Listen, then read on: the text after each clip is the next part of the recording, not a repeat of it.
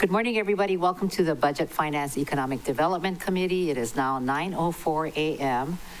My name is Yukile Sugimura. I am the chair of this committee, and I'd like to welcome all of you in the chambers and online. This meeting is being conducted in accordance with the Sunshine Law, and as a reminder, when your name is called, if you are not in the chambers, please do say if there's anyone in the room, vehicle, or workspace with you today, and minors do not need to be identified. First of all, welcome Vice Chair, Member Kama. Aloha kakahiaka chair and ya'ate. Ya'ate. Ya'ate. Okay, now we'll hear it from the Ya'ate master, Okay. Chair Lee. And that is directly from the Navajo Nation. Ya'ate is the greeting. Ya'ate. And looking forward to your meeting. Thank you. During NACO, I met many American Indians, natives. It was very nice.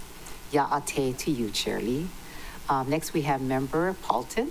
Good morning. Ya'ate to you. Aloha kakaya. Member Sinensi. From the mayor's office, we have today, and this is Cynthia Lalo, Chief of Staff, and we're waiting to hear if she will join us. She will be here to talk about the third item, which is the Hagai Institute. From the Department of Housing, Samalu Mataafa, who's the Deputy Director, is here with us in the chambers. Corporation Counsel, Christina Toshikio, as well as Yukari Murakami, who may be also joining us from Corp Counsel. Other resources we have, I'd like to welcome Thomas Williams, who's in the chambers with us. Good morning. Good morning. He's the Executive Director for Employees Retirement System, State of Hawaii, and Derek Mizuno, Administrator, Hawaii Employer Union Health Benefit Trust Fund, and I think he's online. Is that right? Oh, thank you. Oh, Kiani is here. Okay. Member Rollins Fernandez, I didn't see you. Good morning. Aloha kakahiaka kako mai molokai nui ahina. I am in my vehicle. Alone, and there are currently no testifiers at the Molokai District Office. Mahalo. Okay, thank you for joining us. To continue from the HHFDC, Hawaii Housing Finance and Development Corporation, we have Michael Yee, Chief Planner, Lance Dung, Real Estate Portfolio Manager, Hunter Miller, Real Estate and Planning Analyst, and Dean Minakami, the Executive Director, got called to a Ways and Means meeting, or Finance meeting, so he couldn't be with us. So members, if there are no objections, I'd like to designate these individuals as resource persons under Rule 18A and the rules of the Council because of their expertise they possess regarding their respective organizations. No objections. No objections. Thank you very much. Our wonderful Really Committee staff, Leigh Deneen, Council Services Assistant Clerk, Peter Hanano, Legislative Attorney. We also have Kirsten Zabo, Legislative Analyst, James Kruger, Senior Legislative Analyst, Pauline Martin, Senior Committee Secretary, and Rochelle Kawasaki sitting here, who's our Deputy Director.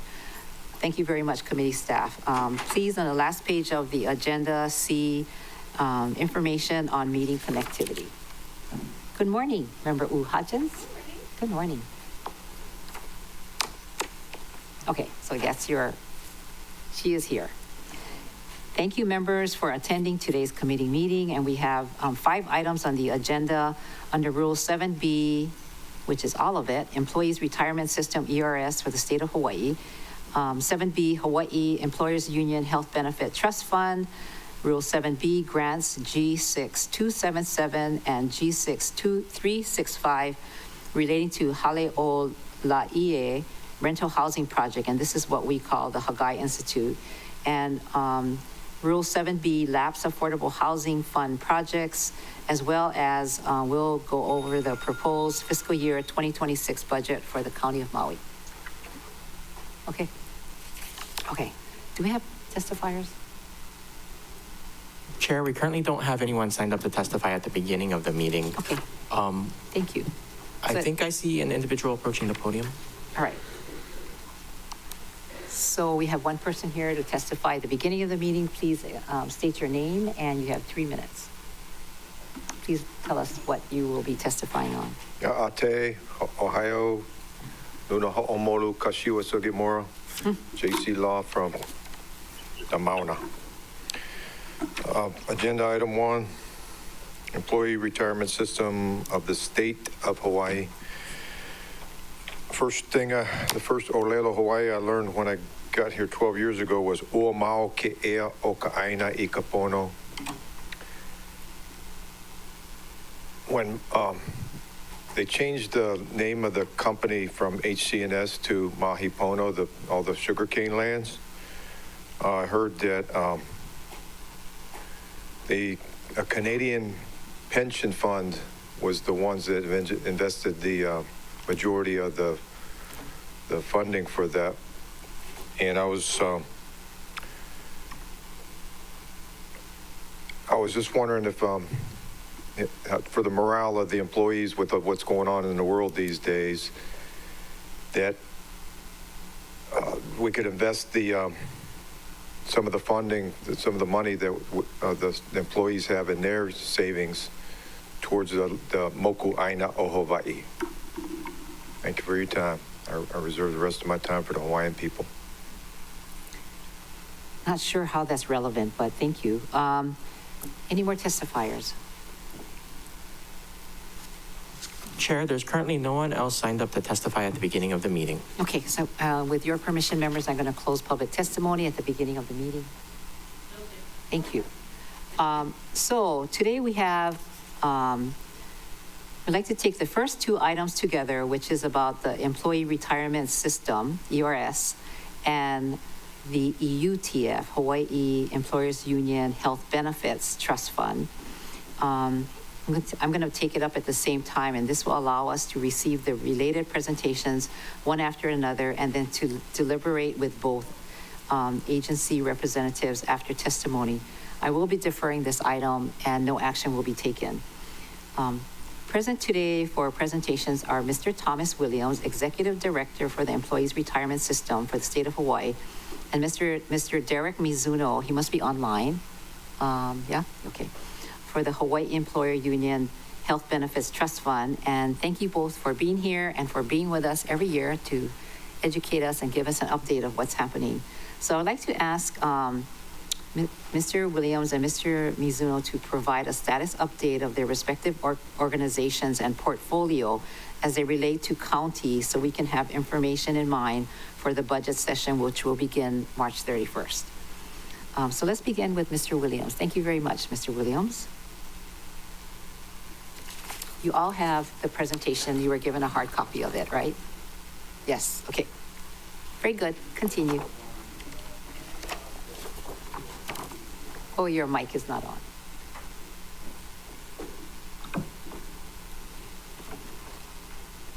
Yes, thank you, Chair Sugimura. Aloha and ya'ate to the members of the council. As has been stated, I'm Tom Williams, the Executive Director of the Employees Retirement System, and it's a great honor for me to be here to represent the ERS, and an even greater honor to be invited again to present to the council and this committee in particular. You are engaged in such important activities for the county and ultimately for the state of Hawaii. It's just critically important that you be provided all of the relevant information that supports your decision making. And both Derek and myself are here to support that particular effort. Joining me in the gallery today is Paul George, who represents our Maui operation. And many of you know Paul, and I would encourage, if you have questions subsequent, feel free to contact either Paul or myself to get answers. There's an awful lot of activity going on today at the ERS, as there always is, quite frankly. We are in the midst of a legislative session of which you all monitor significantly.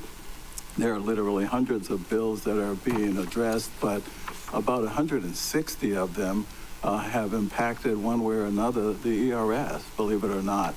Not all are particularly and directly impactful. Some impact boards and governance. Others relate to actual benefits that are being afforded to different employer groups, retiree benefits, return to work initiatives, drop plans for police and others. enhanced contributions, and we'll have an opportunity later in the presentation to talk about each of those. But importantly, the ERS is engaged in the implementation of a new pension administration system. There is a computerized system that supports all of the counseling and record-keeping activities that allow us to provide you the benefits and information that's vital to your participation in the program. This is a multi-year project that we have recently launched. It's a multi-million-dollar effort, but it's intended to improve dramatically the level of services that we extend to our members and to employers. There has been significant improvement in that relationship over the years, but it warrants more.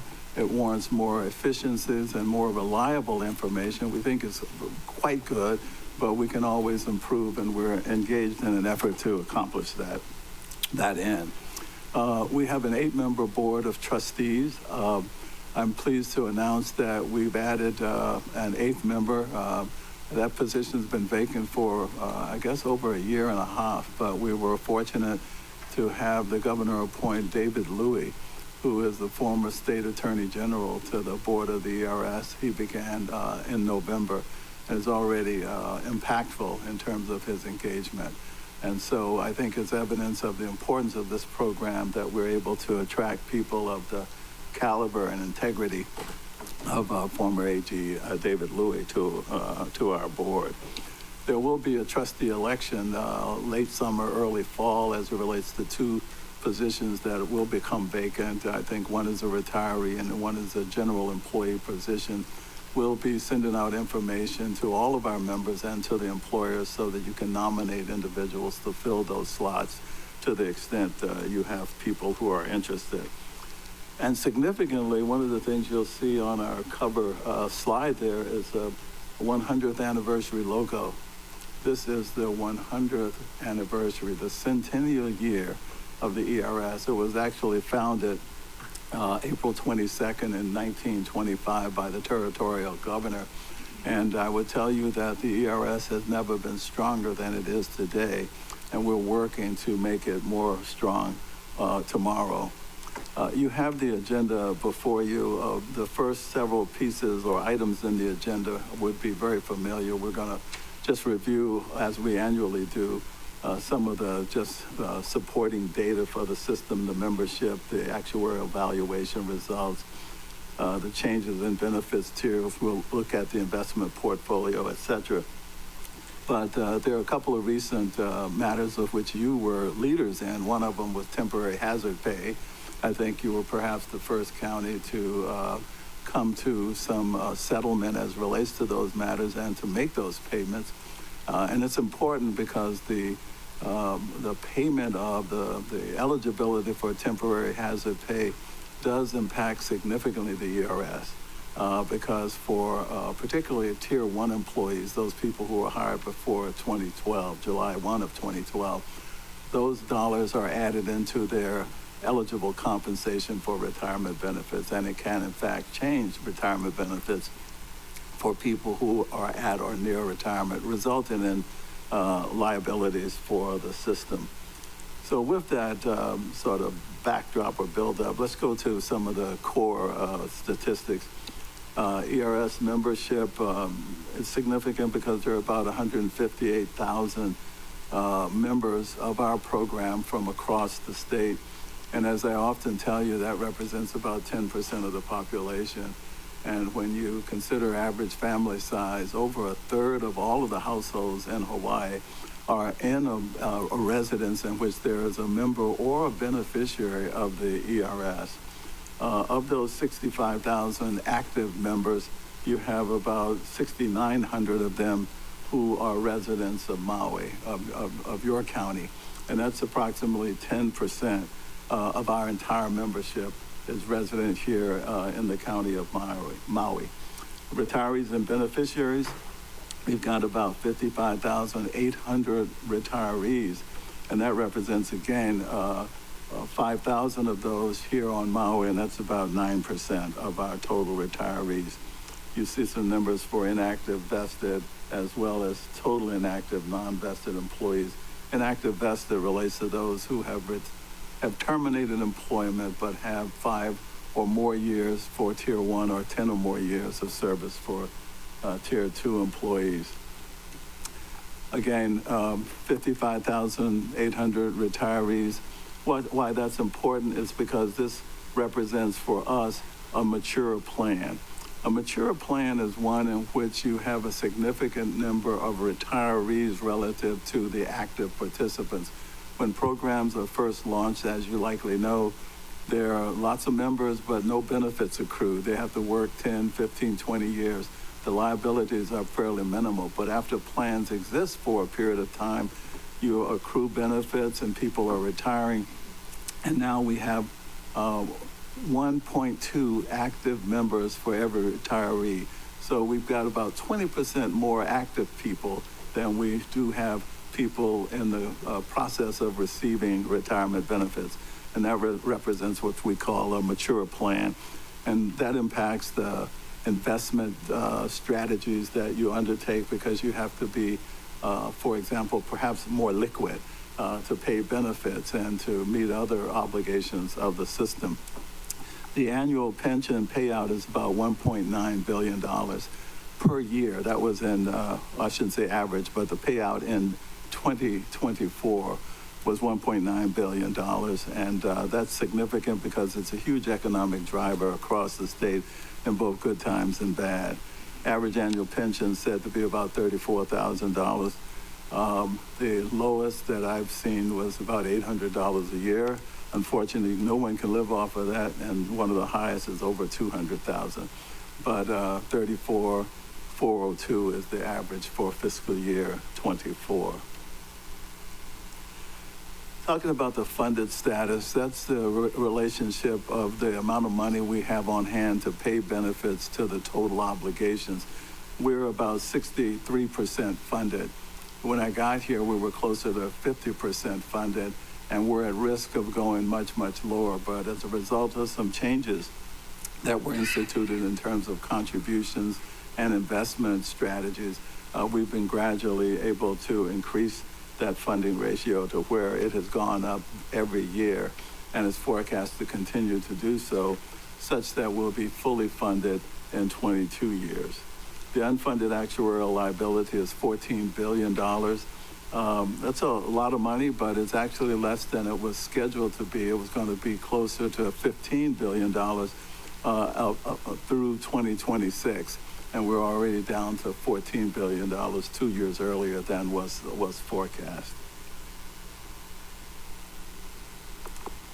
Next, we are going to talk briefly about the actuarial valuation. This is essentially the health of the plan, and this slide shows the last 4 years from 21 through 24. I won't dwell on each of these in particular, but this validates or presents what we talked about in the previous slide.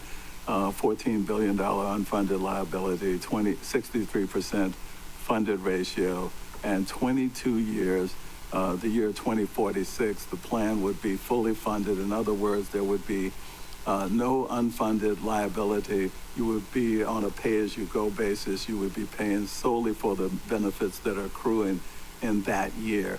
And so the cost of the program would go down significantly from where, and we'll talk about this later, contributions are fairly high, but they would go down to about 10% for all contributions, as opposed to the numbers we're at today, which are 24% for general employees and 41% for police and fire. So they would go down substantially. We are looking at the same information, but by employee group. This breaks it out between police and fire and all other employees. About 11% of our population are the police and fire, which are the primary responsibility of the counties.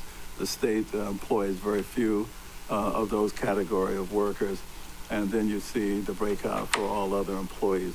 But together, these two comprise that $14 billion unfunded liability, 63% funded ratio, and 22 years to retirement. The sources of impact, investments, we can talk about here and in some significant detail if you wish. But last year, we did underperform the 7% assumption. But what is important is that we are meeting or exceeding it over longer periods. I don't want to sound defensive, but I will tell you that our program is defensive. We've invested the money so as to protect on the downside. Our program was at risk of unsustainability when I got here because of its focus primarily on the equity markets where there's significantly greater risk. We've diversified our investment strategy significantly so that there is protection on the downside and more smooth accrual of benefits, which ultimately results in full funding sooner than if we had the volatility or the risk that was present in the plan before. So sometimes you'll find our results are a little out of sync with what's happening in the market because we're defensive, but when things get bad, we make up for that in significant ways by not declining as much as the overall markets. Also, what was happening last year, salaries were increasing faster than the assumption, and that relates to both police and fire as well as general employee groups. One of the big changes we made back in 2015, I believe it was, 2012 was this new tier of benefits. And so what this shows is the impact of that change. And this is the numbers of employees by tier. So we show retirees, inactive vested, prior plans, and post-2012 hires. So you can see the red is the post-2012 hires. Those are the ones who are eligible for the new lower tier of benefits. Now, there are about 33,000 people who've been hired since 2012. They represent about half, 55% of the total membership of the plan. But what's important about that is while they're half of the plan, if we go to the next slide, they represent only 5.7% of the liability.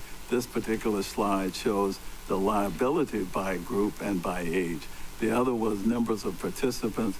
You saw earlier, significant more participants, 57% in Tier 2, but their own, what I should have said is 55% in Tier 2, but only 5.7% of the liabilities. Their tier of benefits is less, their cost is less, the compensation eligible for retirement benefits is less, so they cost the program lower. That's reflective of the change that was made to lower the cost and to stabilize the plan back in 2012. Employer contributions to the ERS under Act 17, they increased the rates from what were then, I believe, 18% up to 24%, and from up to 41% for police and fire. These are the contributions, so-called employer contributions that you've made for each of the fiscal years noted here. So for 24 through 25, it's expected to be $65 million, going up to about 67, almost $68 million in the fiscal year 25 through 26. Contribution rates are shown below for both groups of employees, general and police and fire. One of the things that we focus on here annually is the excess pension costs or spiking costs, and that's when people receive significant increases in compensation in the years immediately prior to retirement. That causes a spike in our unfunded liability. Act 153 allowed that the pension fund would assess the employers for those additional charges. And so beginning in 2017, you can see there was a little over $2.2 million paid additionally to the employer costs related solely to the pension spiking. That's fiscal year 24 was $6.8 million. And it results from oftentimes overtime, but there are other factors, promotions and the like, that can cause some level of spiking above the normal increase in benefits. But it's something that I know you pay a lot of attention to and try to alleviate, but it's extremely difficult when we have so many vacancies across the state, particularly as it relates to technical jobs, the police and police, fire, emergency technicians, and the like. This is a portfolio allocation. There's a lot more detail, and you could break this out into tens of thousands of investments, but we broadly characterize it as broad growth, those things that go up when the markets generally go up, versus diversifying strategies. And those are strategies that are uncorrelated to growth markets, and those are the strategies that protect the system on the downside. And the distribution of our assets is approximately 70% in the broad growth category and almost 30% in the so-called diversifying strategies. Turning to portfolio performance, this shows how the fund has performed over the last quarter as well as since inception. And the longer periods are critically more important from our perspective. And we have an assumed investment return rate of 7%, and you can see that since inception, ours is about 7.6%. So we've exceeded it for the since inception 30 years, and close in both 20 and 10 years, on target for the 5-year period. But since the shorter periods, since 22 was a really significantly down year, it shows a bit of a drag there. But again, we're confident that over longer periods of time, that our strategy will work for us and mitigate the risk of the plan. And it has us on target for funding as we had projected back in 2016. This particular slide shows that back then we were on in excess of 30 years, quite frankly, to achieve full funding. With the changes that were implemented, it changed it back to 30 years, and we were expected to go down 1 year each year, and we've done that successfully. Some years we went down faster, and other years not so, but as you can see, for 2024, we were forecast to be at a 22-year funding to 22-year period to full funding, and that's exactly where we're at. So we're really right on target. Importantly, last year, we had legislation introduced that will really strengthen our program. The maximum funding period was reduced from 30 years to 20 years. It went down immediately to 25 and goes down 1 year each through 2029, when in 2029 it'll be at 20 years. So in other words, the maximum that amortization period, if you will, for funding will be 20 years. In the past, if it went up to 30 years, we were required to bring some recommendations to the legislature, either to increase contributions or to alter benefits. That relationship triggers much sooner.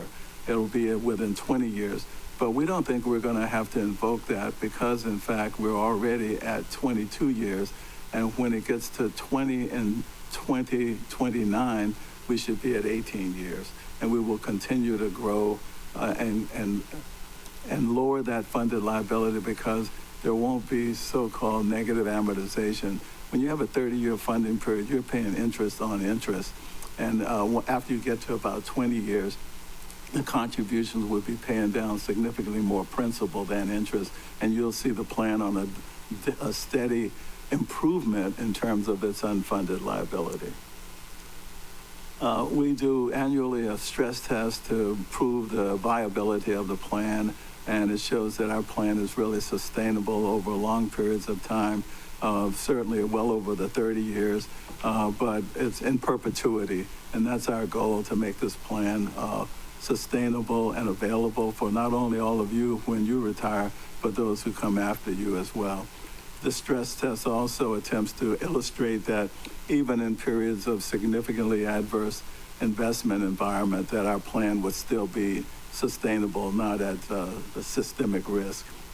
And that stress test, which you have available to you, summarized here, but the stress test itself is reported to the legislature on an annual basis.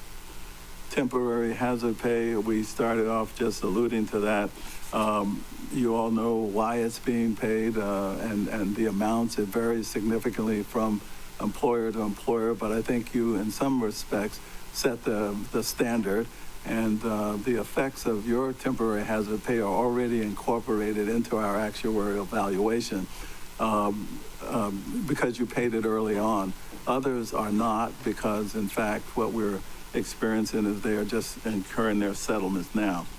But it will have an impact on the plan's unfunded liability of between $240 and $350 million, as we understand it. Legislatively, there are a couple of bills. These are what I'll call administrative or housekeeping bills. The first one, House Bill 1041, conforms our definition of a required minimum start date. The IRS requires that you have to start your benefits by a minimum date. It used to be 70 and a half. They're changing it to 72. It will go to 75. But we're just changing the language to say it conforms with the IRS so that we don't have to put in new legislation each year. Also, the period for your reporting or our reporting your compliance with our employer reporting requirements, we're asking for a year delay so that gives you more time to comply.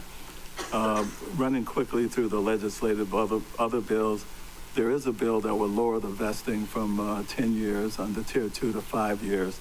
And there's a small cost to that of about 0.19% or $273 million. There was also a retirement proposal for police and fire that we call a drop plan. That was deferred because of the impact it would have had on unfunded liability, as well as would constitute an enhancement in benefits, which is precluded by current legislation. So that one did not advance. And so with that, I will conclude, and I guess we'll move on to EUTF, and I'll be available to answer any questions. Okay, thank you. I also, did Paul George want to say a few words? He's been sitting there. No. Okay, I thought maybe the employees wanted to see you because we call you. We never see you in person. Thank you for your work that you do for all of us. All right. So, Mr. Mizuno. Hi, good morning, aloha, and yatae.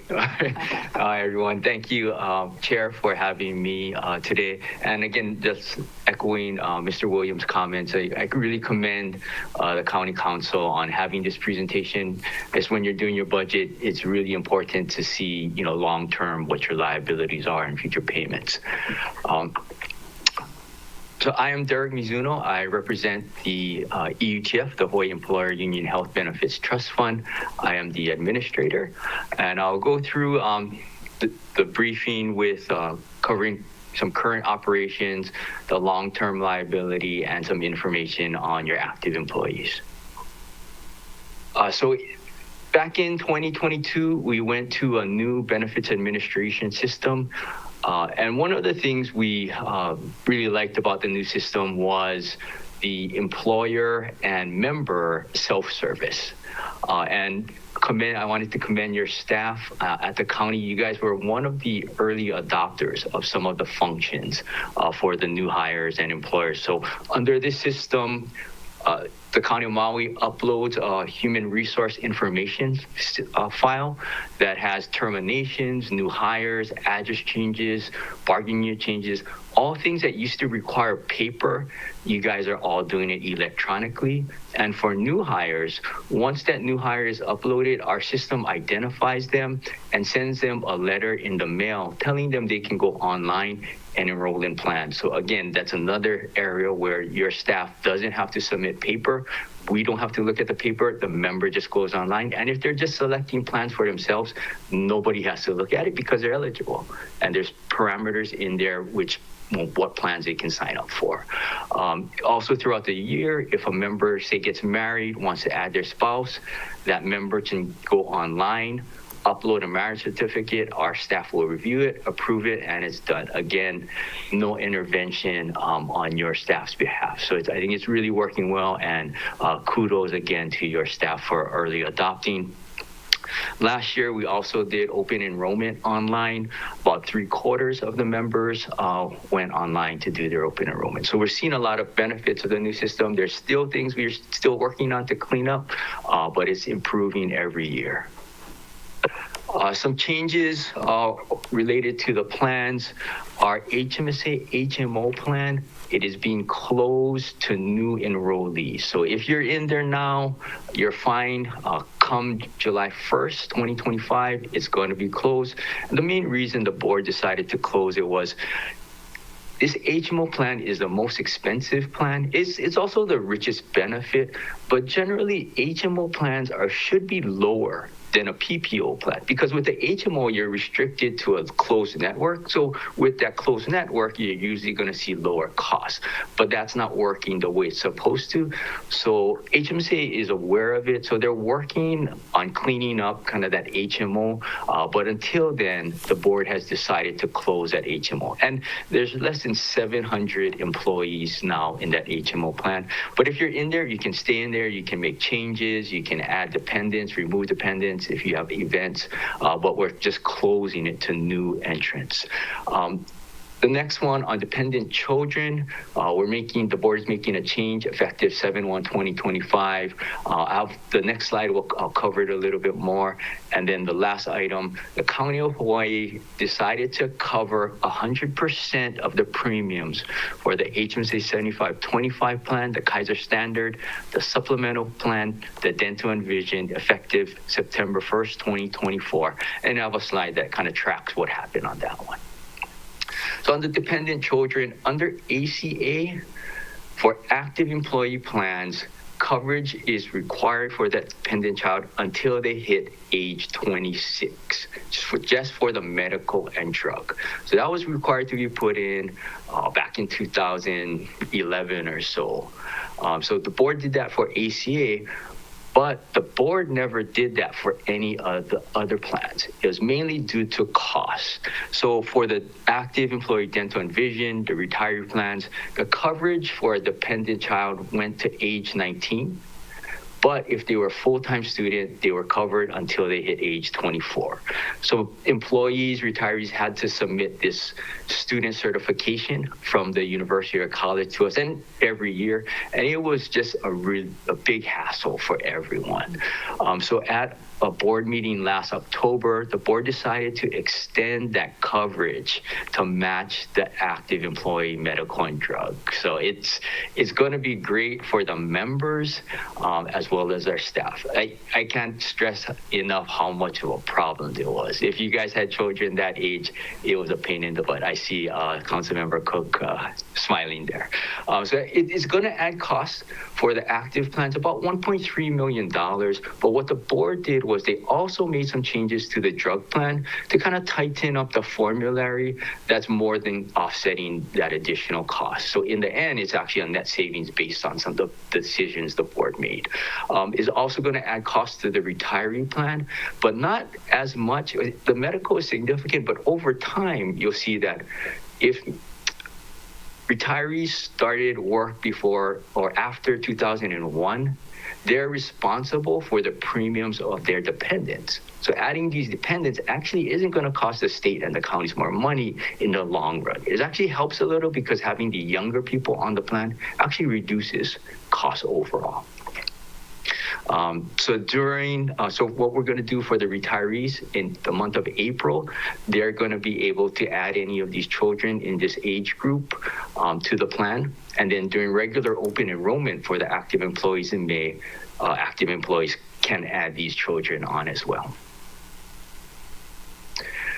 This slide talks about or looks at the County of Kauai and what happened with their enrollment. So we had two open enrollments, a regular open enrollment and then a special open enrollment in August. So prior to our regular open enrollment, so at the end of April, so look at the premium or the plans where the members had to pay premiums. That's the HMSA 9010, 40 members or 40 employees, the 8020, 260, the HMO for HMSA, and the Kaiser Comprehensive. So a total of 343 employees were in the paying plans. And then with the dental, we had over 200 waiving the dental, and then over 200 again waiving the vision. So we had a regular open enrollment. At this point, the County of Kauai employees knew about the free coverage, so some of them moved during regular open enrollment. Again, we also had a special open enrollment, so the members could move right before September 1st. And so after the 2 open enrollments, that 343 employees who were in the pay plans, that came down to about 157. And then the dental also decreased. I should also mention that one of the other things that the County of Kauai did was, if you didn't take a medical or drug plan with the county, say you're happy with your spouse's Bank of Hawaii plan, the county paid you $200 a month, which I think was very smart, because if you were happy with your spouse's plan, they didn't want them coming on to the county's plan. So all in all, I think, you know, a lot of people took advantage of the free plans. Kind of strangely though, these people who still waived the dental and the vision, you know, there was no cost to them, and especially the way dental plans work. Dental plans work where the plan only pays a maximum of $2,000 a calendar year or a plan year. If you're getting bridges, crowns, big items, you're going to probably shoot through that $2,000. So having that additional coverage at no cost could help you in the long run. But, you know, for some reason, some of them didn't take that free dental and vision. And I'm kind of switching over to the retiree benefit. So you can look at the retiree benefit kind of in 2 parts. One is the employer's contribution to the healthcare premiums, the HMSA Kaiser premium. And that contribution is based on the years of service and the hire date of the employee or retiree. And the employers contribute a percentage of this thing called the base monthly contribution. I think a lot of people think, if I'm 100% retiree, that means the state or the county will always contribute 100% of my premiums. That's not necessarily the case. It's 100% of this thing called the base monthly contribution. That was set in statute as dollar amounts, and it changes as Medicare Part B premiums change. And Medicare Part B premiums are like a proxy for nationwide healthcare inflation. The other part of the benefit is the employer's contribution or reimbursement of the Medicare Part B premiums. So to be enrolled in the retiree medical or drug plan, the retiree and any dependents have to enroll in Medicare Part B. And that's really to get the subsidies from Medicare, to have Medicare pay for the costs. However, the state and the counties reimburse those Part B premiums for the retiree and spouse. And it's only for the spouse if the retiree was hired before 7/1/2023.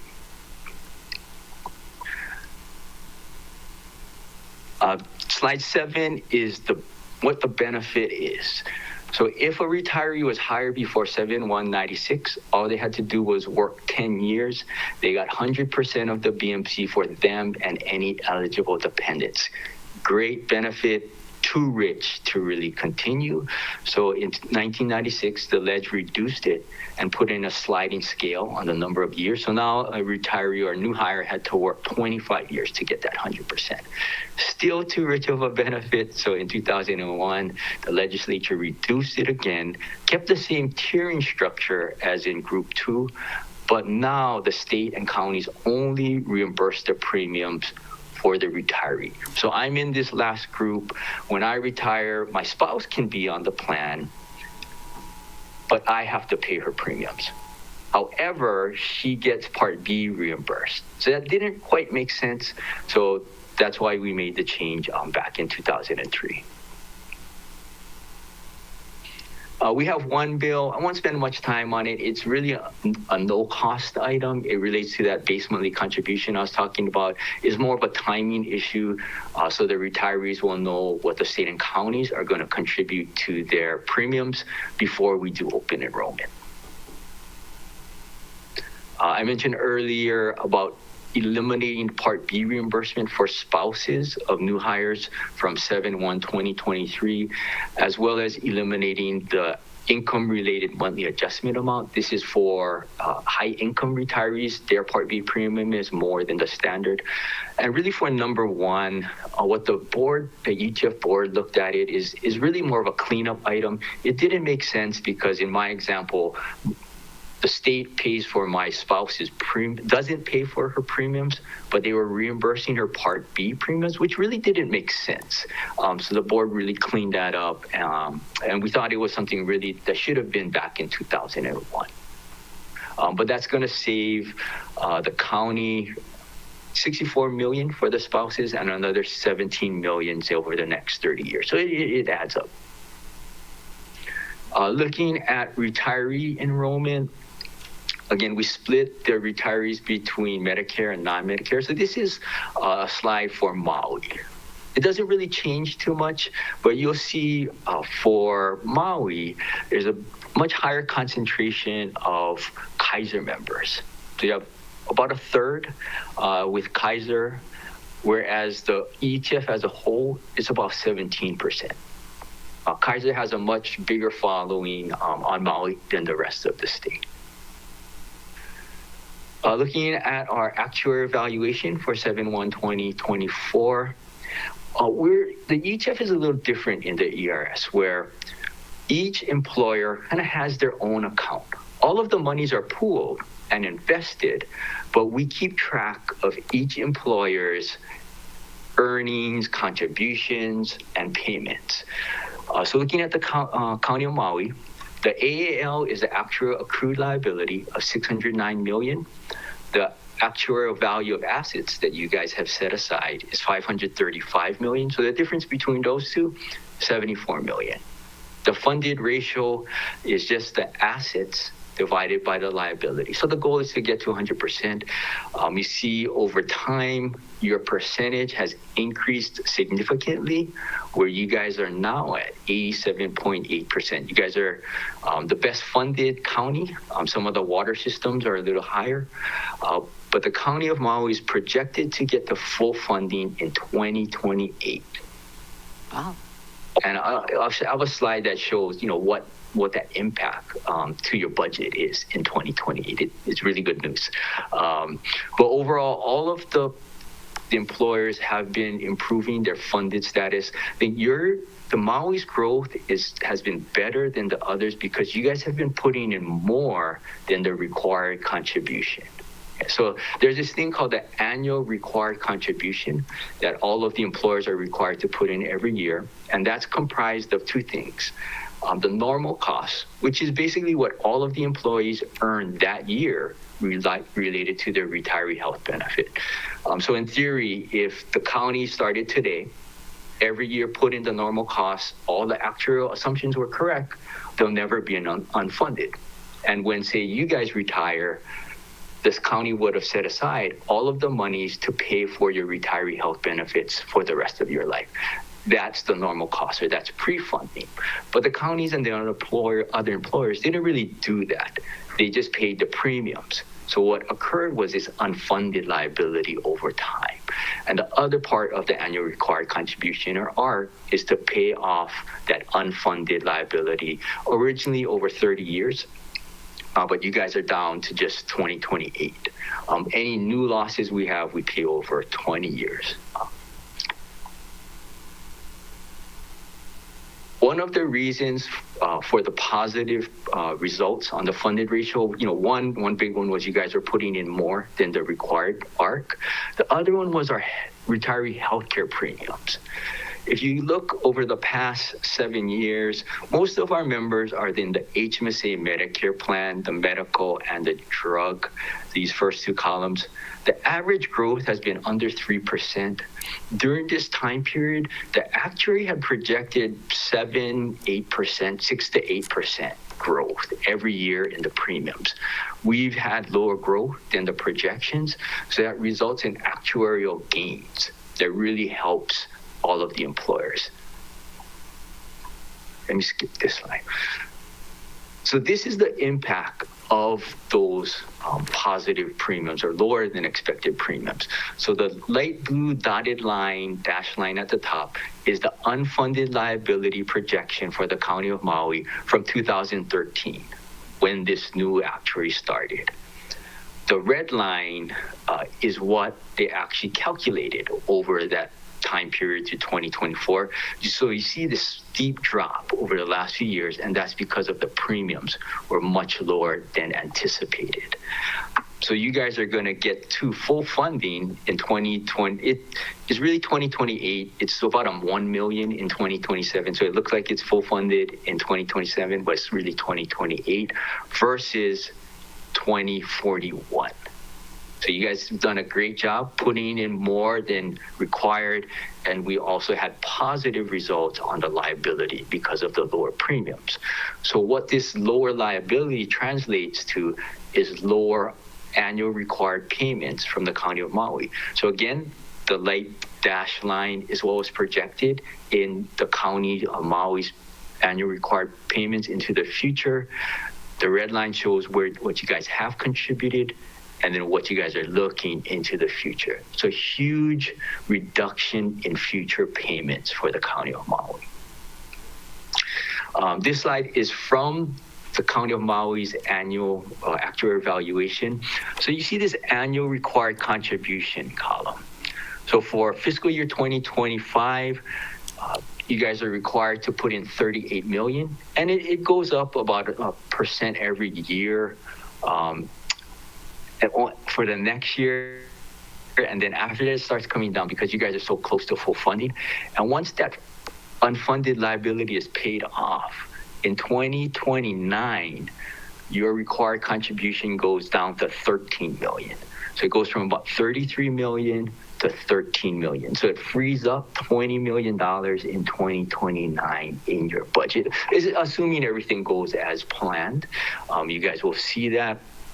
And then so what happens is you guys will be paying $13 million a year, and it goes up a few percentage every year.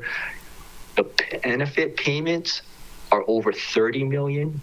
So the difference in between those, about $20 million or so, those benefits are being paid with investment earnings. So that's really the benefit of pre-funding.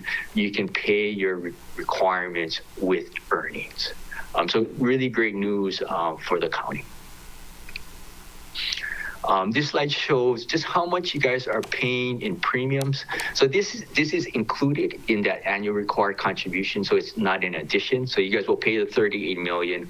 We'll pull out about $20 million or so to pay the premiums. So it's not in addition. And we can see the growth in the premiums over the last few years. The growth has been smaller, as we've seen with the premiums not growing as much. I'm going to switching over to the active employees.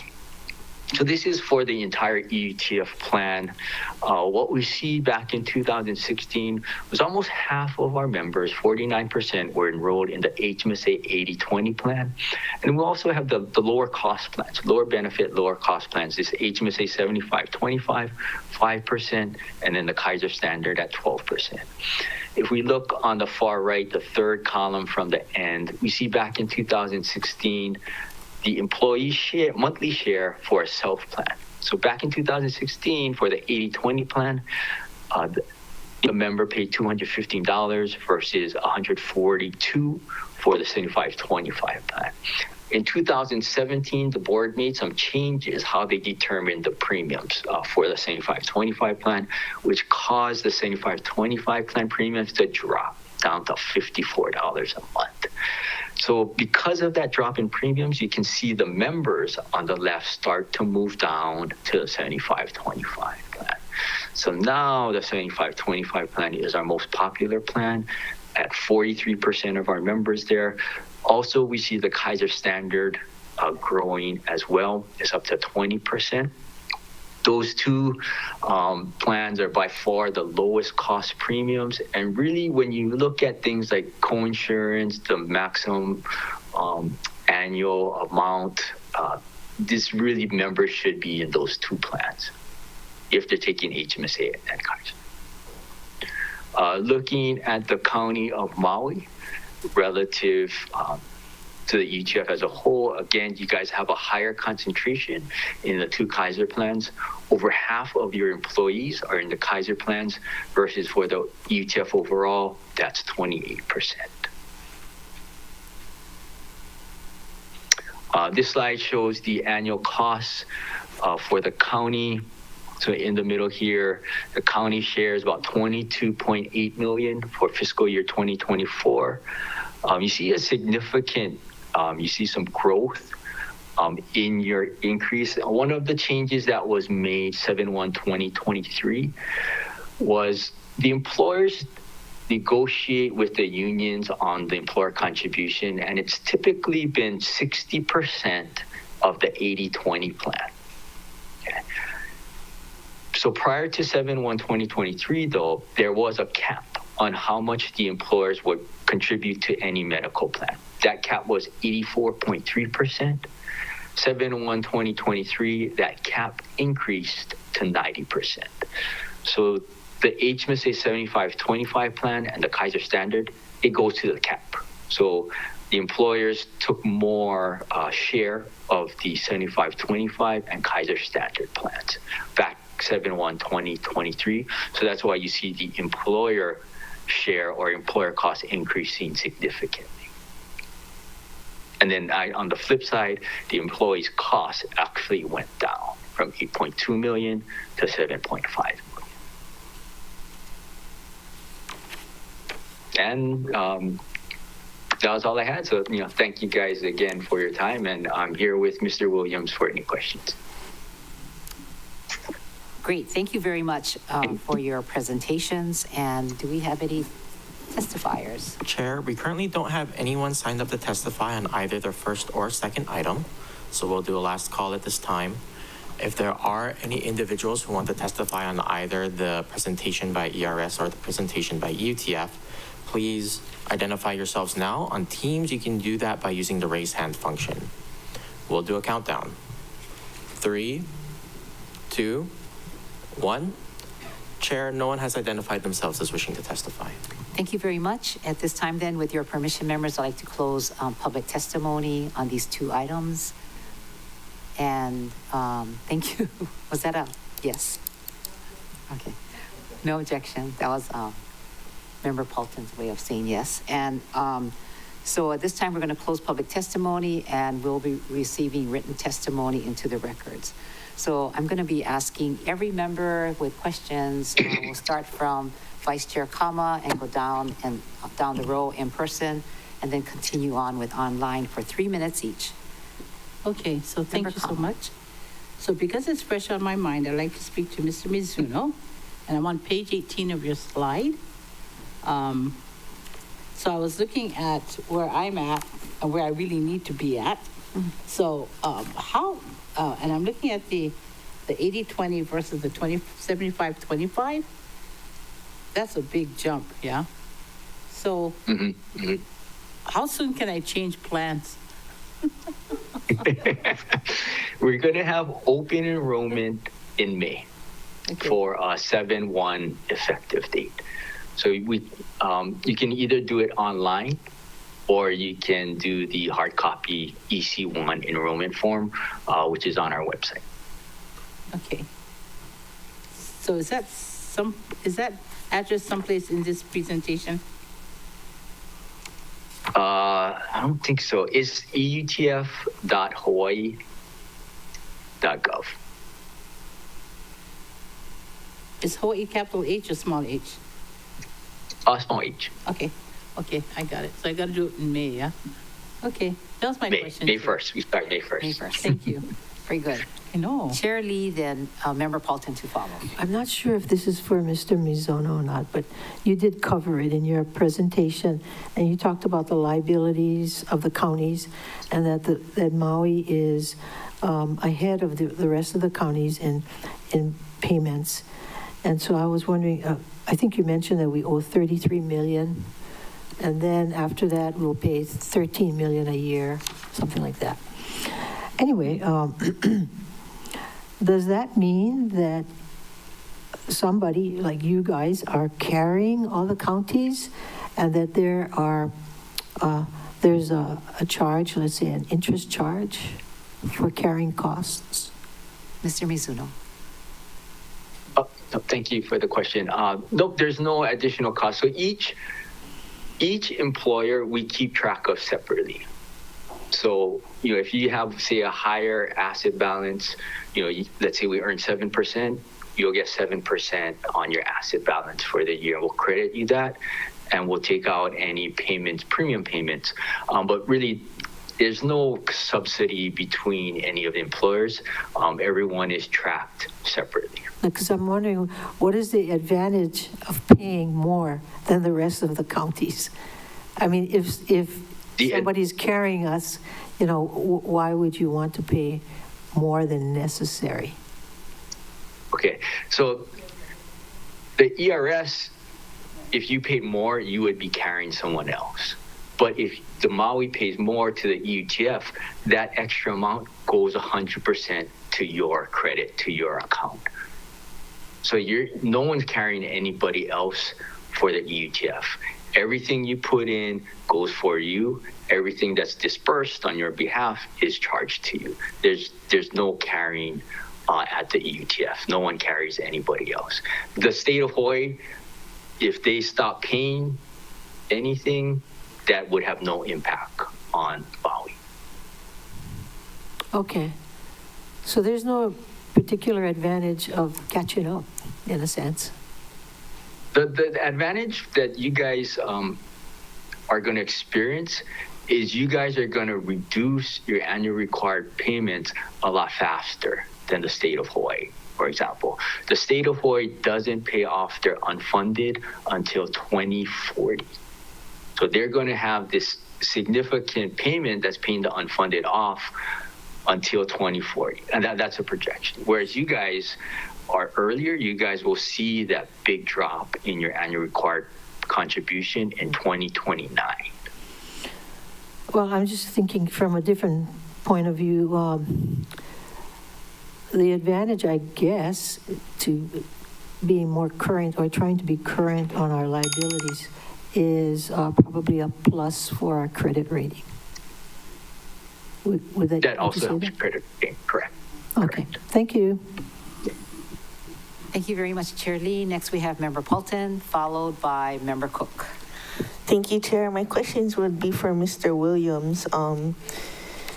I was the one who, on the recommendation of our police chief, drafted the drop one, and he kind of disputes that it would cost money. He thinks it wouldn't cost any money because people had already earned that retirement and they're just coming back to work and collecting it. So I was wondering if you could clarify how it costs $187 million and an increased period of full funding by 8 years.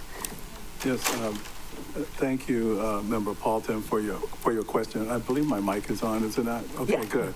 Yeah, there is a significant misunderstanding as to the impact of new benefit plans on an existing program. And it's just wrong when individuals say that you can add a program without cost, because what the drop plan permitted was for individuals to retire earlier than they otherwise would have. You would retire after you'd received, let's say, 25 years of service, and begin to receive your benefits, but continue to work. And anytime you receive benefits earlier than you otherwise would have received them, it costs the plan, because the plan is paying out the money, $50,000, $100,000 a year. That money is not available for investment purposes to grow at whatever that assumed rate is, 7%, et cetera. So if the retirement wasn't lowered to earlier and it was kept that it was, but they continued to work, then would it still cost money? Yes, it still costs money because any earlier commencement of benefits reduces the money available to the plan. And they also do not make contributions to the plan during the period of this drop. So one of the ways in which plans are protected is that during this 10-year period, for example, they would continue to make contributions to the ERS, but there was no provision for continued contributions to the ERS in the drop plan as proposed. There are hundreds of ways to design these plans, but none of which have no impact on the base plan. It always is a cost. Anytime you divert money away from one plan to another plan, there is an effect. Okay, and then my other question was, when you said about the vacancies and the price spiking, a big reason for our vacancies is our non-competitive wages with the private sector for equal types of jobs, and also not living wages for Maui. I was wondering how we balance that. It's a huge challenge. I think there's a study that's being commissioned through the legislature to review the competitiveness of state salaries versus the private sector. I think we all know that there is a significant disparity. Until that gap is closed in some fashion, we're always going to be second to the private sector in terms of recruiting the best and the brightest individuals.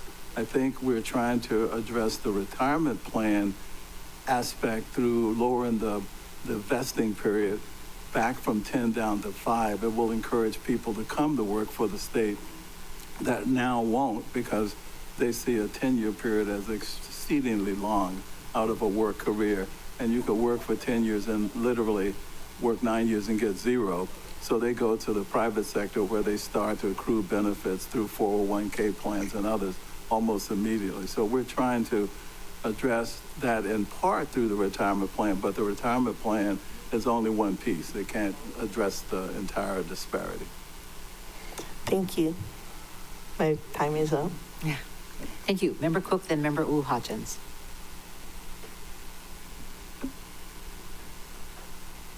Thank you, Chair. My question is for Mr. Williams.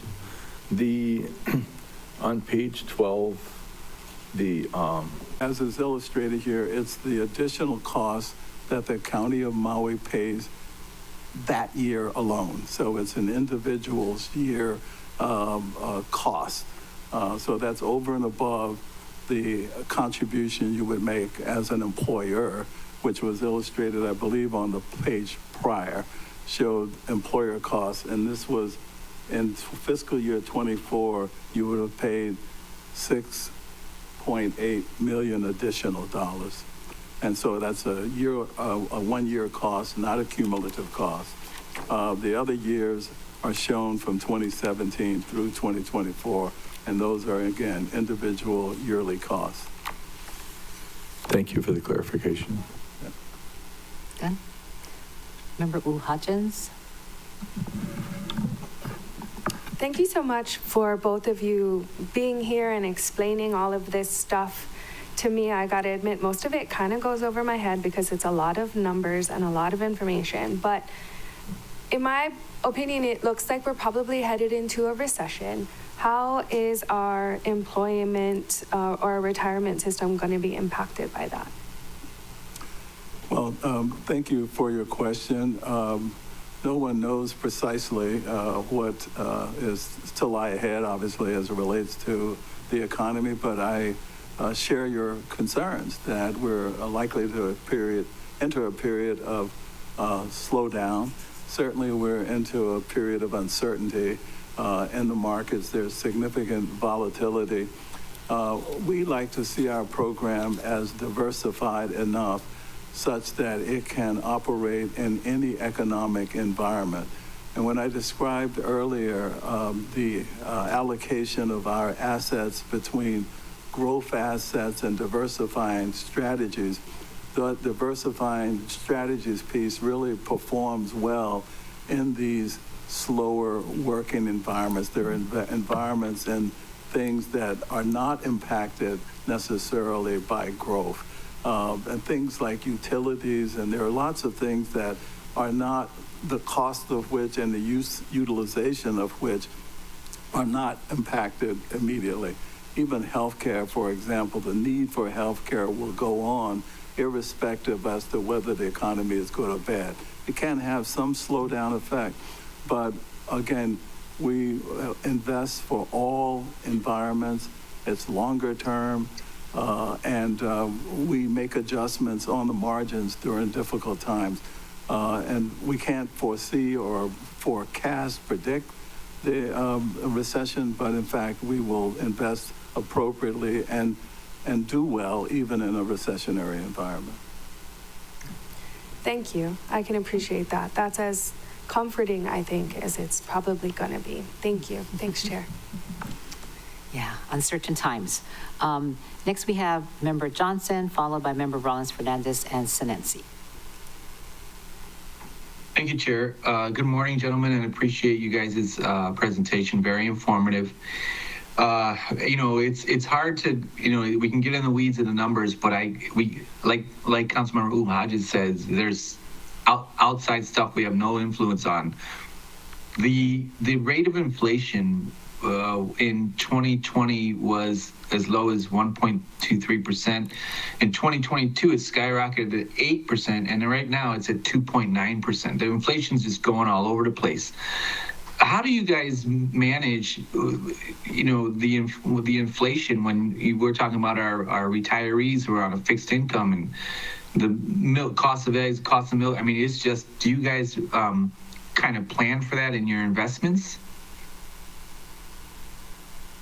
If I might start, and obviously Mr. Mizuno will likely want to add some comments, but yes, you're absolutely right in the context of the volatility of inflation. But pension plans, through this diverse allocation of assets, invest in securities and other types of assets that do respond, in fact, to inflationary pressures. For example, real estate is oftentimes an inflation protective type of investment. There are inflation protected bonds, for example, at the federal level. There are an awful number of strategies that are correlated to inflation. We have investments with adjustable interest rates so that, in fact, the loan rate that applies to a specific investment will increase to reflect or decrease to reflect the current rates. So we make a lot of investments that contemplate inflation.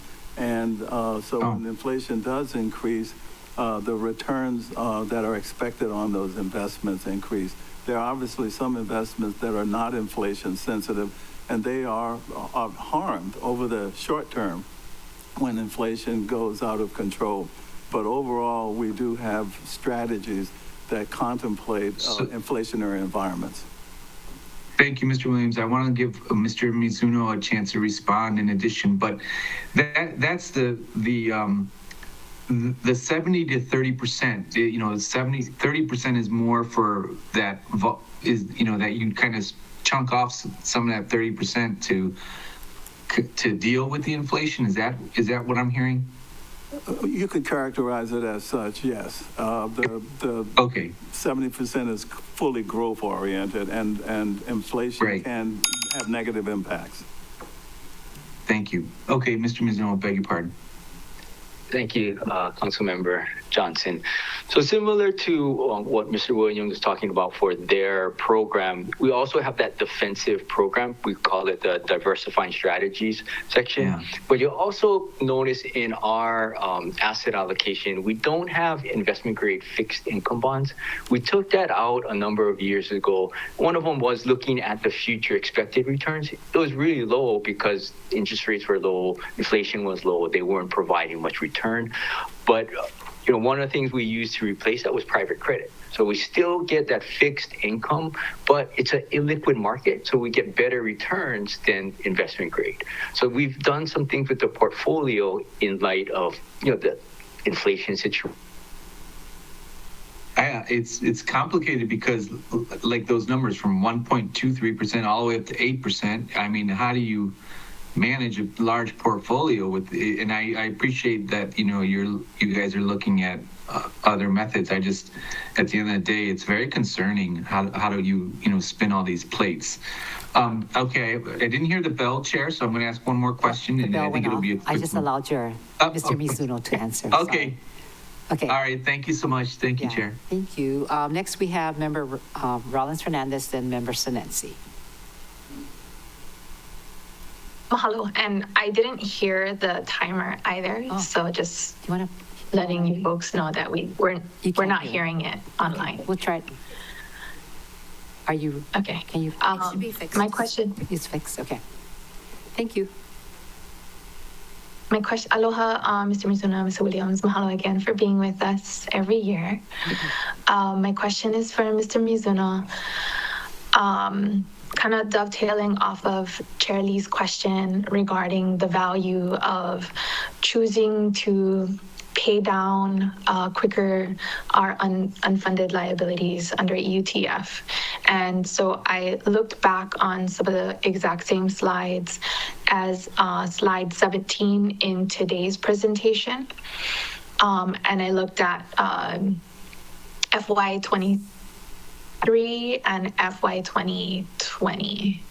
FY20, to look at what the projected annual required contribution was back in 2019, which was $42 million for 2025.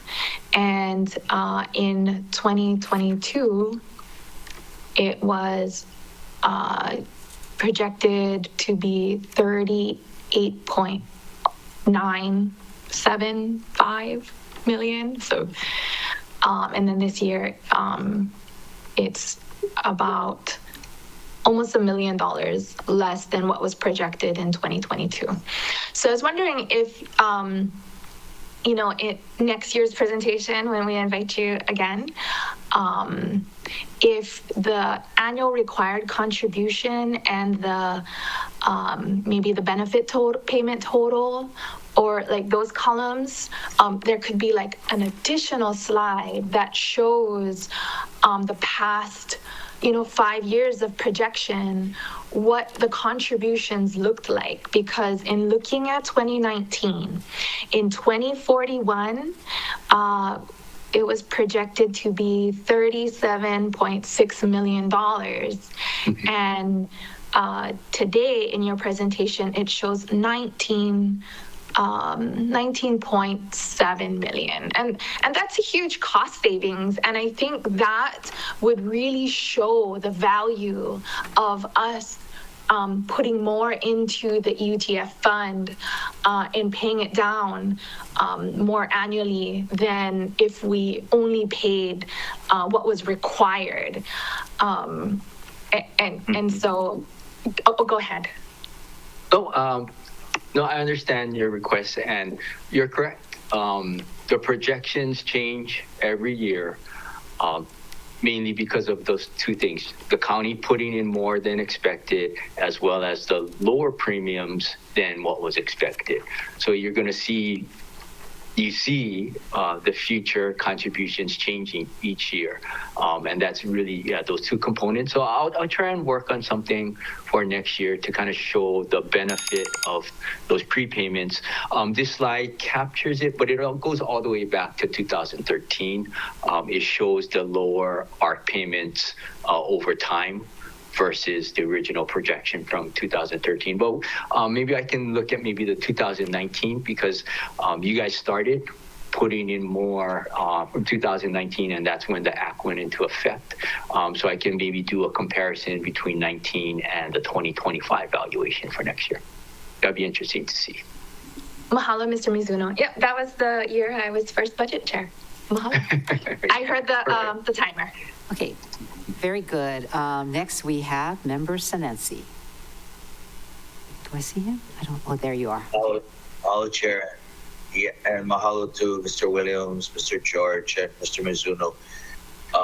To Member Rollins Fernandez's point, that's good news for the EUTF, that we've got a couple more years that we can stabilize, almost have that foresight, especially with the funding we also, for our future, I mean, we don't put future generations to pay that extra into that. So that's definitely good news. For Mr. Williams, right, we do see everything that's happening at the federal level, and people seeing their 401k stock plummet. But with the a lot of the federal layoffs, including IRS, does this affect any of our state workers? And will we see more early retirements and drawing of their benefits sooner than later? Thank you for the question. Is my mic on? Yes. Okay, yeah, thank you for the question. There are a number of state workers who are in programs that are federally funded, at least partially. And to the extent we lose those federal funds, the contributions to the ERS could be lower than otherwise forecast. But we don't know or see that to have a meaningful impact on the program, at least at present. We are concerned, of course, as to the impact of the changes, the layoffs on the overall economy.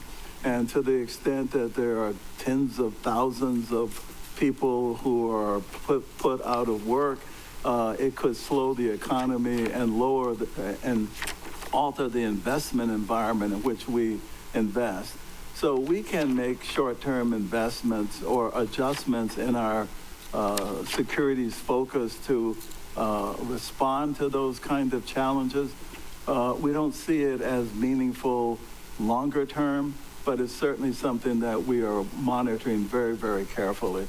I know the state is concerned as to Medicare, Medicaid, and the need to maybe supplement those to the extent, but that has budgetary impacts that obviously we are a part of that budget in terms of the contributions that you make to our employees.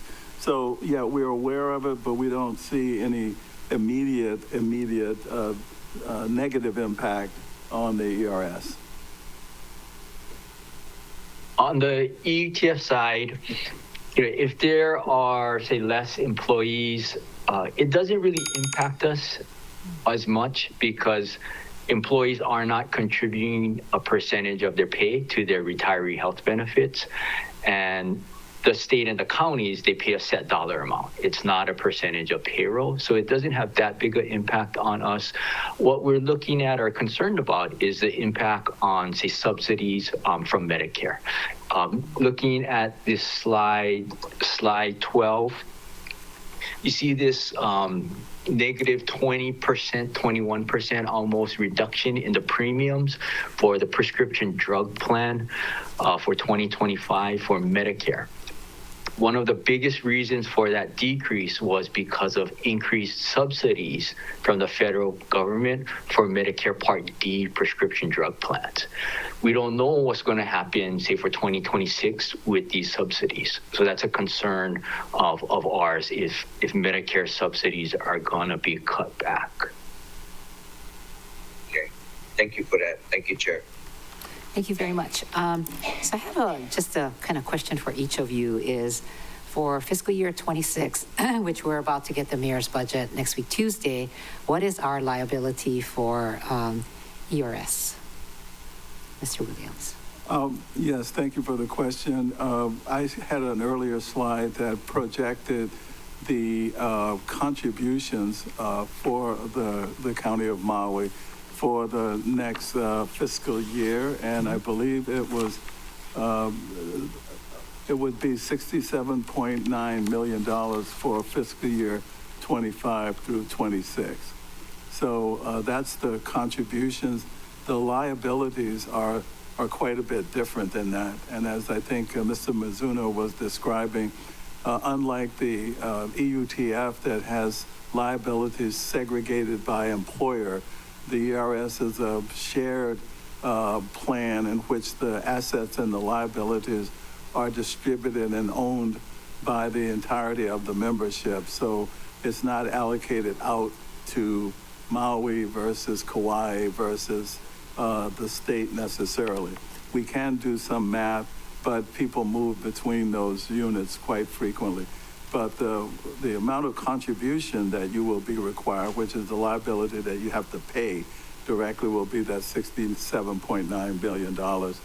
Then, of course, the spiking charge that would apply for people who have excess benefits. Okay, thank you. So for, oh, go ahead, sorry. please. For ETF, the liability as of 7/1/24 is the 74 million on slide 16. The annual required contribution for 26 is this 38.095 million in 2026. Fiscal year 2027 is 35.801. Okay, then we'll hit the magic year, right? At 2027. 2029. 2029. Okay, so Yeah. it's 74 million is what you're saying in this next fiscal year budget, correct? That's the liability. The county's required payment is the 38.085 million. I'm sorry, 38.095 million for 2026 and 35.801 for 2027. Okay. Very important. So I remember, Mr. Mizuno, that in my earlier years being on this council, that the County of Maui tried to make a payment, a greater payment. Was it to your fund? And then it was returned because it was not allowed. So the law changed? Is that what happened? I think that's the ERS, because you guys have been making extra payments in the past, and we've always accepted them, and we will always accept them. Okay, Mr. Williams, real fast, yes or no? Were we? I think that was likely the ERS, but the ERS has since worked with the IRS to set up a structure that you can make additional payments, but they remain available to the employer to reduce subsequent required contributions. Somewhat technical, but I'm sure at the time the ability to pay extra did not exist. It does exist today. Okay. Thank you very much. So that my time is up. Members, anybody has more questions? Member Johnson, 2 minutes. Thank you, Chair. I just have one quick question for Mr. Williams. In your very first slide, you said there was members of the board, 8 trustees. Is that the governor appoints? Who nominates those boards? Thank you for your question. There are 3 appointees by the governor. The other, and there are 4 who are elected by the members, by actual employees and retirees of the ERS. And the other or final member would be the Director of Budget and Finance, who sits as ex officio. Great. Thanks for that clarification. Just learning the process. No more questions, Chair. Thank you. Okay. Oh, Councilman Barrett Johnson, if I could mention to you for the ETF, we have 10 board members, 5 represent the employers, and they are all appointed by the governor, typically state directors or deputy directors, and then there's 5 union trustees. They're nominated by the unions.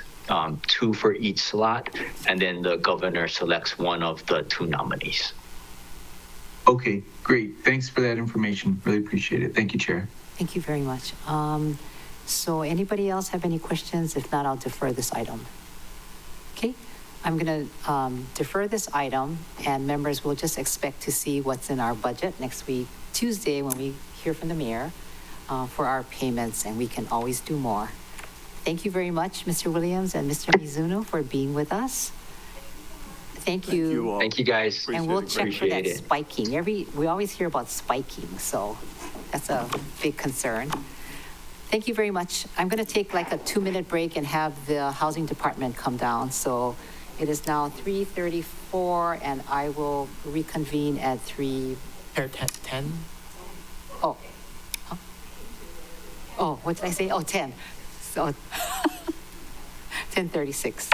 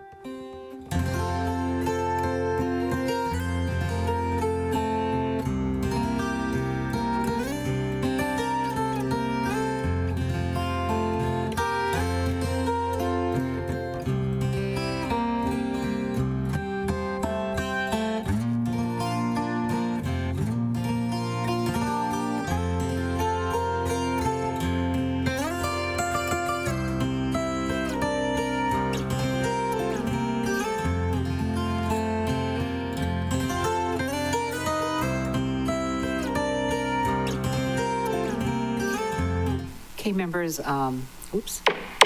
Welcome back. It's 10:47.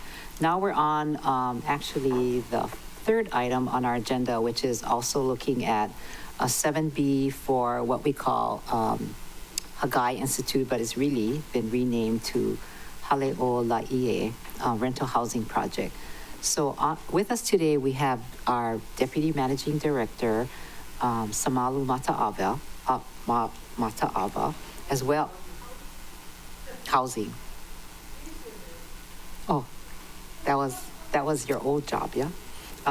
As well as Priya Landgraf, who is working with Cynthia Lalo. Cynthia Lalo will not be with us, but Priya will be with us online, and is to talk about this project. And the reason that I brought this up is that HHFDC acquired this property and entered into a 75-year ground lease with the county, which begins May 2025 at a nominal rate. The intent is to develop dedicated teacher housing, affordable workforce housing, and public pre-kindergarten classrooms. Development has been delayed in this site and is currently being used for temporary housing for survivors of the August 23 wildfires. The state of Hawaii, through HHFDC, and contracted with Paramount Hotels, LLC, to manage the site with the contract set to ending of May 2025. This discussion is intended to provide an update on the transition from state to county management and the next steps in shifting the site from emergency housing to permanent affordable housing. So assisting us today from the administration, again, is Priya Landgraf, and Cynthia Lala will not be with us. And we also have Deputy Director of Housing, Samalu Mata'ava. Samalu, you want to do opening comments? Thank you, Chair Sugimura, Vice Chair Kama, and members of the BFED committee. Again, I'm Samalu Mata'ava, and I'm the Deputy Director for the Department of Housing. I did want to talk about the agenda item with you folks today, which is grant G6277. And if you folks remember back in your discussions for FY 2024, there were $5.5 million that was set aside for the conversion of units from the Hagai Institute to affordable housing. The department was able to execute a grant agreement with HHFDC for the Hagai Institute to convert it. And when we executed the grant agreement, during that execution process, the grantee at the time wanted us to only execute a portion of that fund. So the portion of that funding was about a little over $1.5 million. So we have a grant agreement, just to back up, for $1.5 million with HHFDC for site improvements on the property. To date, we've spent a little over $480,000 of that grant funding, and we have a remaining balance of about $1 million left over. So what we've spent on, there's been one draw to this point, and it's been for site improvements. So it's been for the elevator modernization in the property. We've also spent funding on the pool deck and bridge replacement. And then the last thing we were able to pay for with the grant was the skylight replacement. That's all the comments I have for now, Chair, on the grant itself, but I'm willing to be here to answer any of the committee's questions. Thank you very much. I also see Director in the chambers. Do you want to say a few words too, or are you just listening?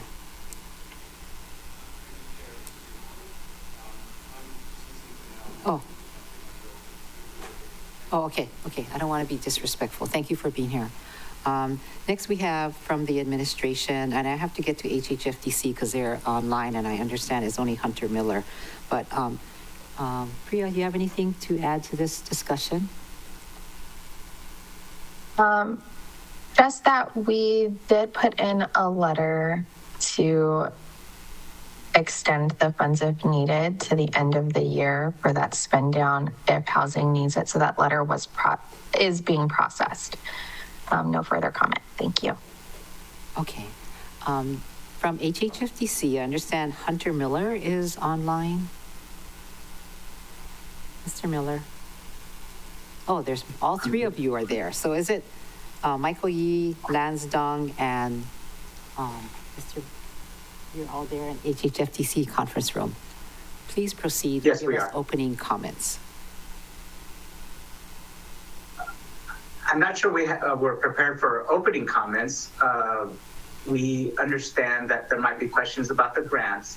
I know we just mentioned that we have drawn down just over $400,000 on the capital grant, and we expect to request reimbursement for the remainder 1.1 on that grant. And then we have not spent down the $2 million on the other operating grant, but we intend to be requesting reimbursement soon for the first quarter of this year, which can be anywhere from $600,000 to $2 million. Okay. That's all I have for now. That's all you have for now, okay. So at this time, we'll take public testimony. Do we have anybody signed up to testify? Chair, we currently don't have any individuals signed up to testify on this item, so we'll do a last call. If there is anybody who would like to testify on this item, please identify yourself now. On Teams, you can do that by using the raise hand function. We'll do a countdown. 3, 2, 1. Chair, no one has identified themselves as wishing to testify. Okay, thank you very much. With your permission, I'd like to close public testimony and receive, thank you, written testimony on this item. Again, members, the reason why I wanted to bring this up, there's disparity, I guess, going on between the use of the facility, and we have a lease, and what's going to happen past May 25 was my concern as we found out more information about this agreement that we had with HHFTC. So, members, anybody have questions? We can start off with Member Kama. Thank you, Chair. So yes, so I think my question is, where are we in all of this? My assumption was that once all the renovations were done, then the county was going to take it and they were going to rent it out. But there are still people living there, and so I'm not sure where does that put us. And just hearing now what Ms. Landgraf said about the letter of an extension that was sent to, I guess, the mayor to be able to allow them to continue doing whatever they're doing, or however long it's going to take for them to do whatever they're going to do in terms of what happens to those people who are there now. So that's my question. Okay. Boy, that's a question for everybody. Deputy Director Mataawa, you want to take a crack at it, and then we can ask HHFTC. Thank you, Chair, and thank you, Member Kama, for that question. So right now, we are in the process of negotiating the terms for the Memorandum of Agreement, which is not on the agenda today. Today is just relating to the grant. We would be willing to have a larger discussion with the committee if it were agendized, but we are in the process right now with the administration working directly with the governor's office to work out the terms and agreements for the Memorandum of Agreement. So that's kind of where we are now from the county's perspective on that. Okay, thank you. Anybody from HHFTC would like to comment on where we are at the moment? Yes, so Michael Yee, we're in discussion with the county right now around this May 29th deadline to turn over. And there seems to be movement toward maybe extending that, but we haven't reached that agreement yet. I think part of it is the survivors that are living there now are there. And I think the question really has been, what's the timing of that ending? When do we then go forward with the original plan for teacher housing and et cetera? And I think we're just in these discussions of what makes the most sense on the turnover time. Meanwhile, we proceed with some capital projects, and we're continuing to operate. And we've had the discussion with Paramount and stuff like, if we need to extend and HHFBC continues to operate with survivor housing, we're doing our contingency planning to be able to continue to do that. But we were operating that there would be a turnover at the end of May, and we haven't reached that agreement with County of Maui yet. Thank you. Thank you. Member Kama. Would it not make sense to Okay, round two, because this is a big question. Thank you. Okay, Chair Lee. Okay, this is not a big question. First of all, how many people do we have there now occupying the hotel? Does anybody know how many survivors are in there? Or I'm asking him, the deputy. Thank you, Chair, and thank you, Chair Lee, for the question. My latest update is there's about 150 currently occupying the hotel right now, but I would defer to HHFDC to get their numbers for a more accurate update. 150 out of, what's the capacity? The capacity is 178 units. Okay. HHFDC, is that about 150 people in there? Yeah, that includes that includes other housing units that aren't just survivors. But yeah, we're probably up toward 150. So right now it's under the state's control? They're responsible for the security and the checking people in, checking people out, and things like that? Thank you, Chair. And yes, that's accurate. Okay.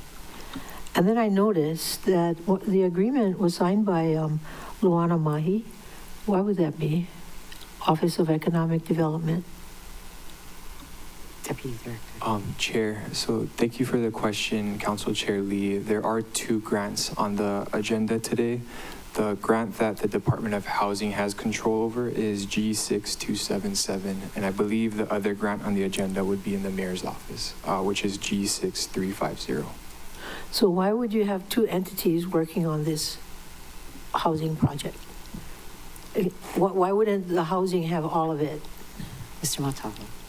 Thank you, Chair. Thank you, Council Chair, for the question. I'm not sure what the scope of G6350 is. I'm not sure if it's related to the housing, but I would defer to the Mayor's office to talk about the scope of that grant, which I believe you mentioned was signed off by Luana Mahi. Okay, so that would be for Priya? Yes. Go ahead. Thank you, Chair, for those questions. So grant G6350 was executed for the amount of $2 million. Sorry, I'm looking at my letter on this other screen here, so I keep glancing to my left. And that was to go towards the cost of renovating what was Hagai, now Hale'ola'i, for the intent to be used for workforce and teacher housing. At the time when that grant was being executed, it was the Mayor's office who was getting that grant and contract up and running.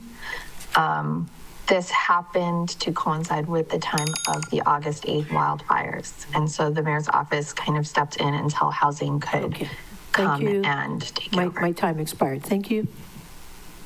Oh, okay. Your question has been answered. Member Paulton.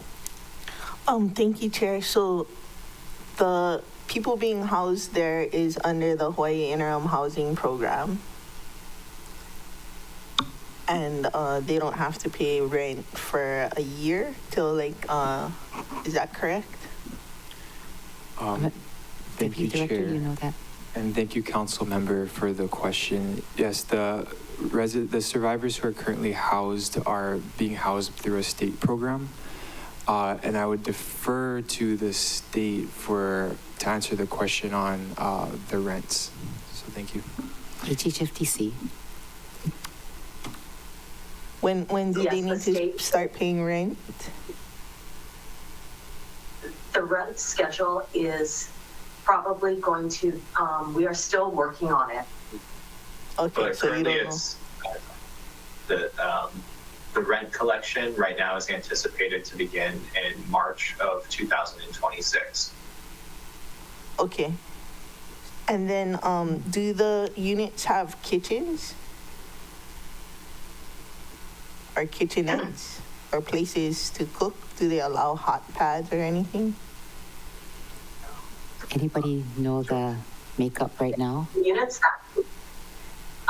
units actually are not equipped with kitchen and cooking, but there is a community kitchen downstairs for residents. And were the renovations intended to have like individual kitchen or kitchenettes in the units? So the renovations were intended to be long-term capital improvement projects that would benefit the future redeveloped project as well. So short-term renovations such as adding full kitchens to some of the units, that is not something that we're looking at. Okay, so these were gonna be like dorm for rent kind of facilities. Would they be allowed to have like a single burner, like portable burner, or like a little propane canister, or? Right now, the house rules don't allow for cooking. They only allow microwaves and small refrigerators. Okay, and when you guys turn it over to the county, was the plan to allow for cooking, or? So that would, right now, I think some of the issues with including hot pads and appliances of that sort, as the rooms are currently configured, I believe it would violate the fire code to allow for some of those items.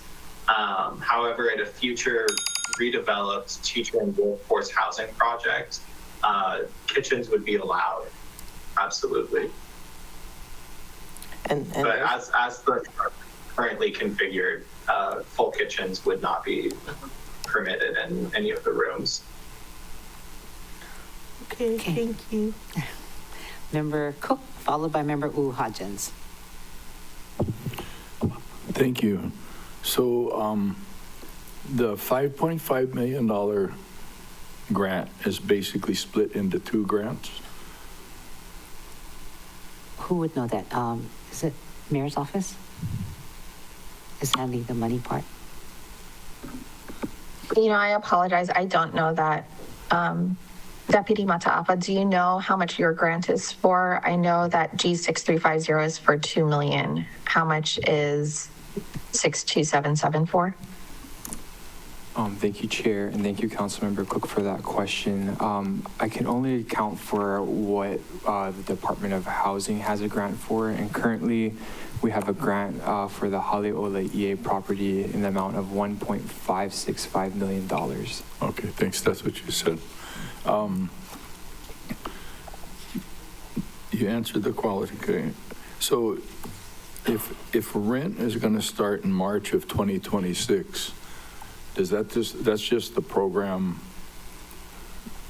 That's a program, but that's not necessarily the commitment for the Haggai Institute facility, or it is? Is it those 150 units are going to remain part of the long-term survival benefit program till March of 2026? Anybody? Deputy Director Mataafa. Thank you, Chair. And I see Director Mitchell is making his way down, so I think he might be able to answer this one. Okay, welcome, Director Mitchell, and welcome to the meeting, and you have now a contribution to the discussion. Okay. Thank you, Chair Lee. Thank you, members and Council Vice Chair Kama. The questions we're asking are overlapping over current uses and how the state and the county are going to transition into our agreement for the county to redevelop the property.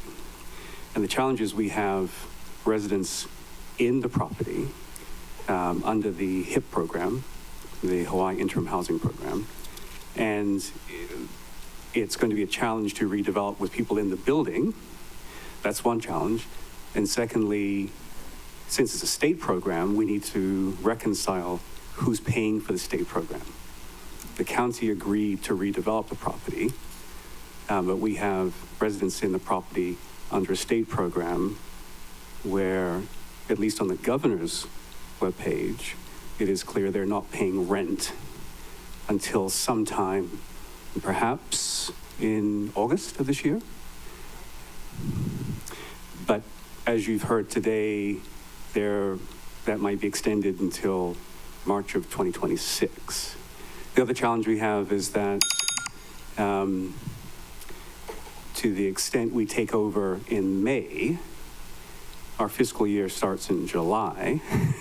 So there's a gap in our budget in who's paying for management. So there's lots of issues we're trying to reconcile. So the vagaries you're getting from all of us is because we're in the midst of discussing all those things. And it's tough to pin down any one thing right now.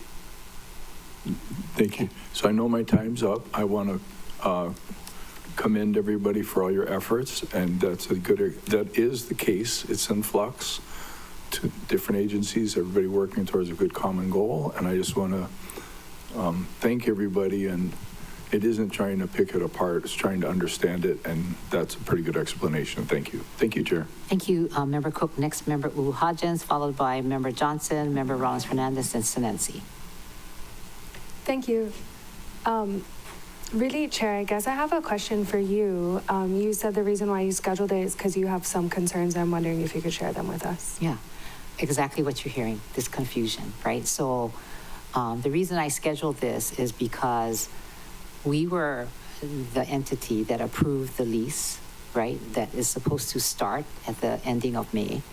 And here we have all that we were hearing from the legislature. I was hearing from HHFDC that there's people in there. I was hearing from the administration that the two entities, the state and the county, were having different expectations. One expectation was, how can the county take over a property when we have wildfire survivors there, 150 people, and we cannot do renovations to the property because we have people in there and we want them to stay. So I think it's at a level higher up, but I wanted the council members to understand and know that we're going to hear more about this and that we hope to resolve it. So I know that the department is new-ish, and this kind of fell into your lap to resolve.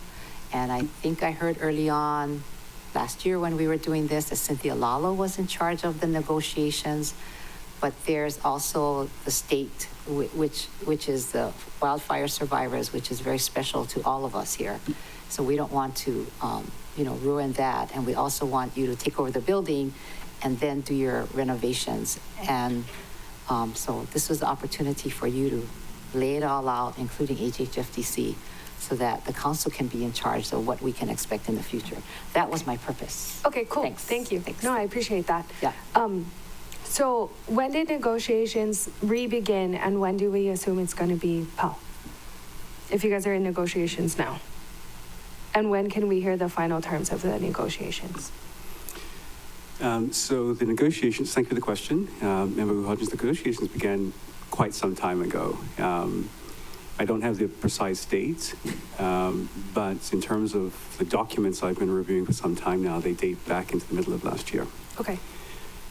When we will get to closure on this, I don't have an answer to that. There are 3 documents we're currently looking at: an amendment to the ground lease, an amendment to a covenants and regulatory agreement, and an amendment to the MOA. They all have, in my opinion, a variety of challenges. But we've got a meeting scheduled, I think, for next week, and perhaps folks on the HHFDC side can correct me on the dates, to go over some of those documents, the status of discussions. But the challenge is the county agreed to redevelop. The county didn't agree to redevelop and then fund a housing program in the building, which prevents redevelopment. So the very thing we've agreed to do, we're struggling to do if it's occupied by a state program, essentially. So we need to reconcile that challenge, and that's going to shift, in my opinion, the expectations that were in the ground lease and the expectations that were in the MOA. Okay. Thank you so much. Very good. Next, we have Member Johnson, followed by Member Rollins Fernandez and Sinensi. Thank you, Chair. I assume this question is going to be for Director Mitchell, but maybe HHFDC can respond. How many units are unoccupied presently? HHFDC, do you have that? I'll defer to HHFDC. I don't. The latest figure we have is from last week, but there's about a little less than 30 units that are unoccupied at the property.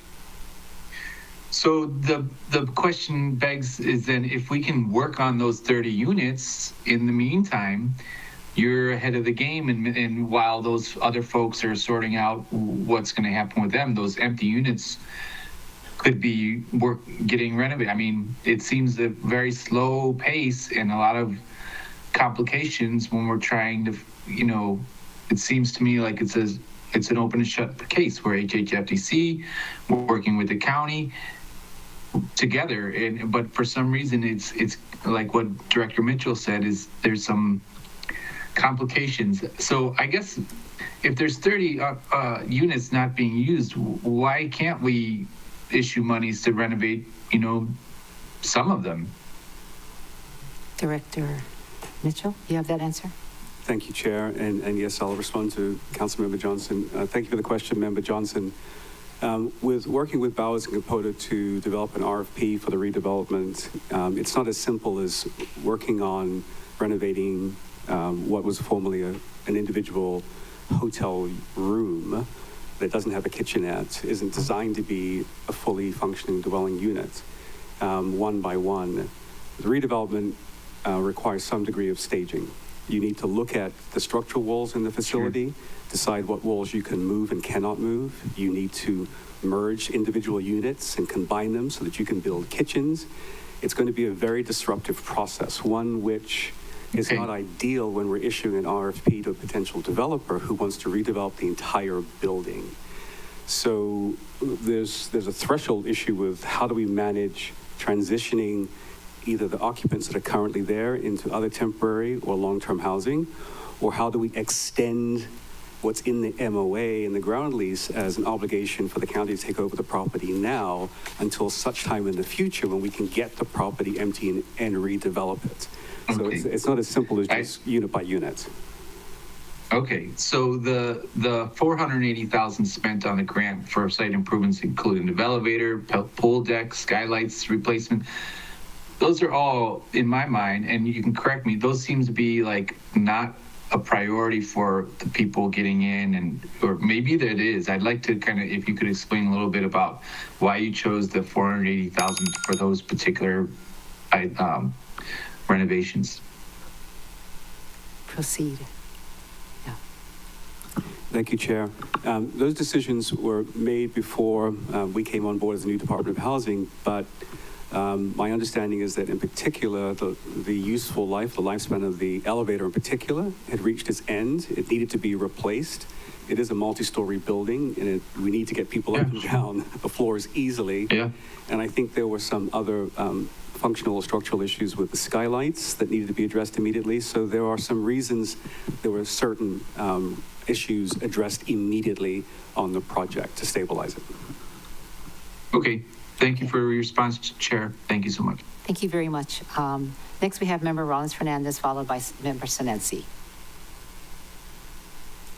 Aloha, everyone. Mahalo for being with us and explaining the situation that's going on. I guess I wanted to first ask Ms. Landgraf. I wasn't sure if you had more to say before the timer went off. If you, she's shaking her head. She's saying no. Okay, mahalo.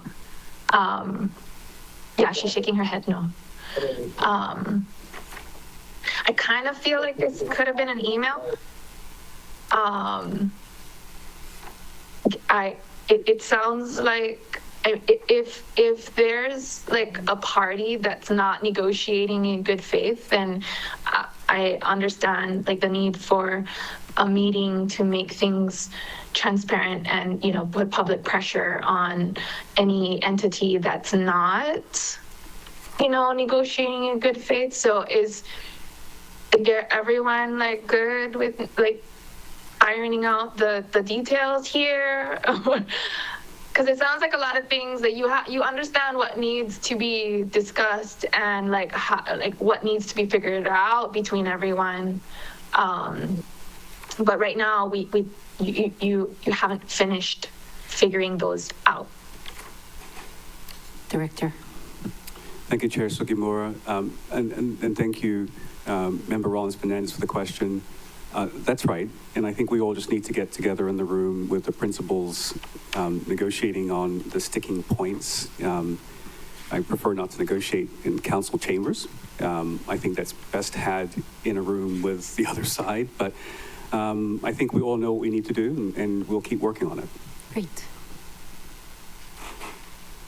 Mahalo, Director Mitchell. I agree with that position of not negotiating on the chamber floor, and appreciate the update and look forward to when all the details, have been resolved, and have confidence in all of you. Mahalo. Great. Next, we have Member Sinensi. Shirley, you want to say something? Oh, you have a second round. Okay. Member Sinensi. Mahalo, Chair, and mahalo for the update on the Haggai Institute or the Haleolaie.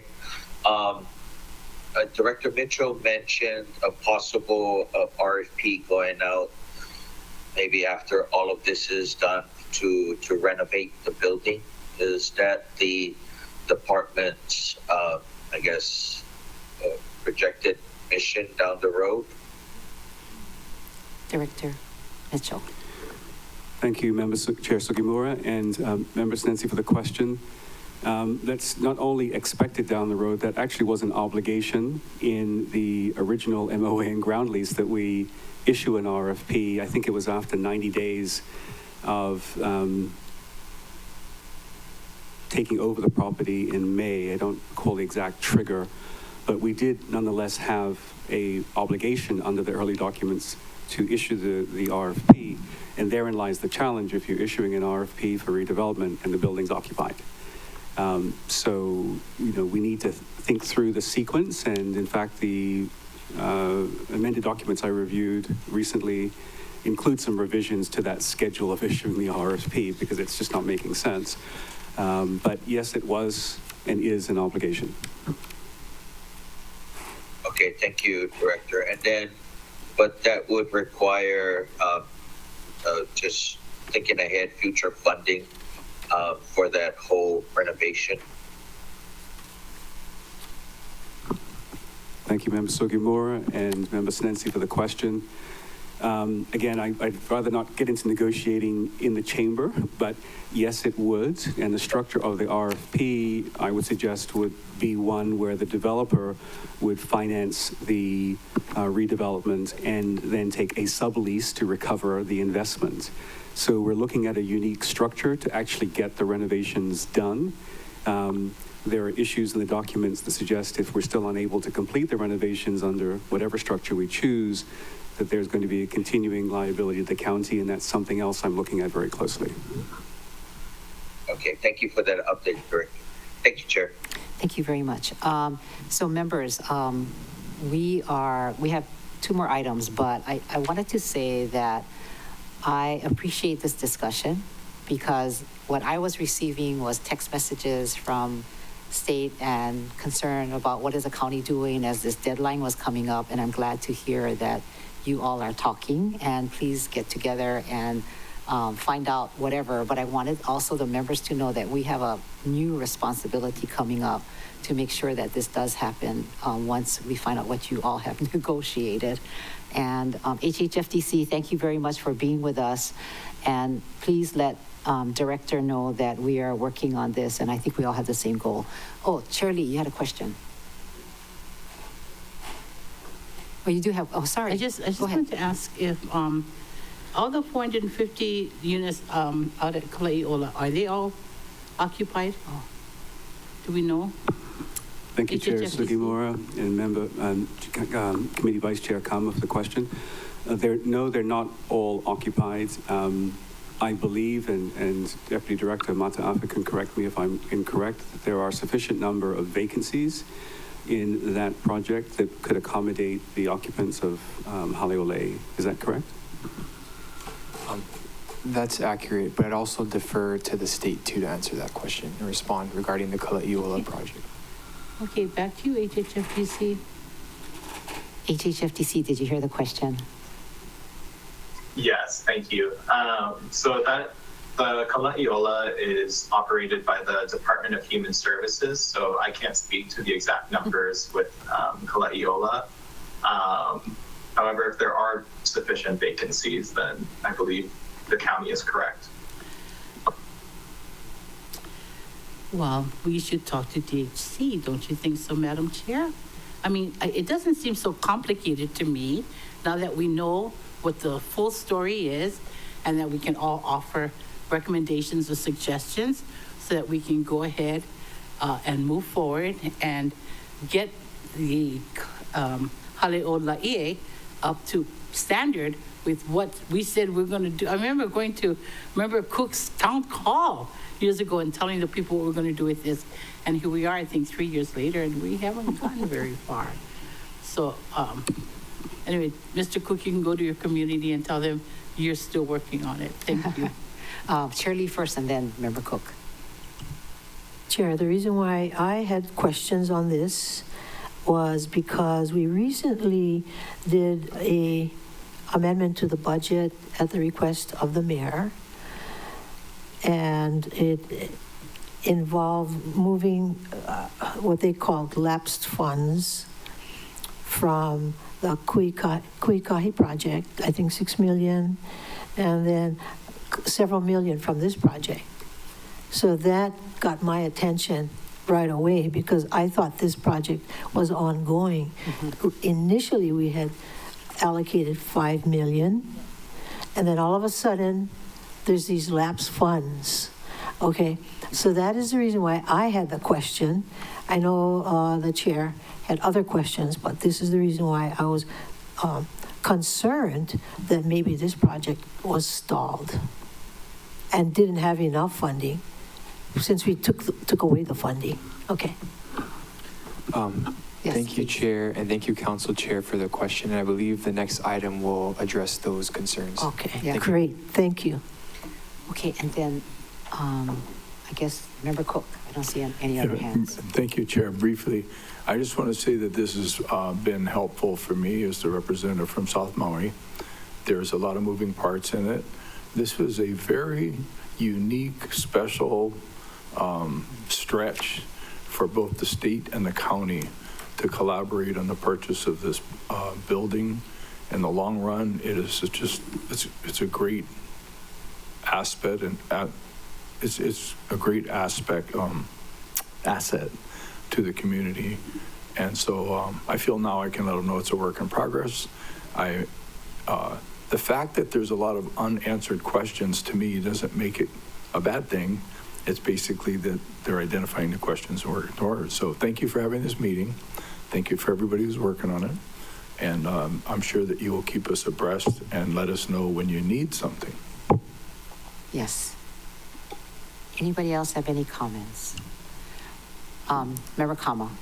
So at some point, I'd like to make sure that DHC is aware that we're aware that they've got empty homes out in Lakna that could actually accommodate some of our people at at Hale'ola'i, that if some discussion we could become engaged in that maybe we'll be able to resolve some of our issues that our county and our state are struggling with. So, Okay. Chair, thank you. So you're actually saying that you want the Department of Human Services, right, who built that project, which is state, to know that the empty units can be filled by the Hagai Institute residents to move in. So is that part of what you're negotiating also? Yes, or HHFTC? Thank you, Chair Sugimura, and thank you, Committee Vice Chair Kama, for the observation.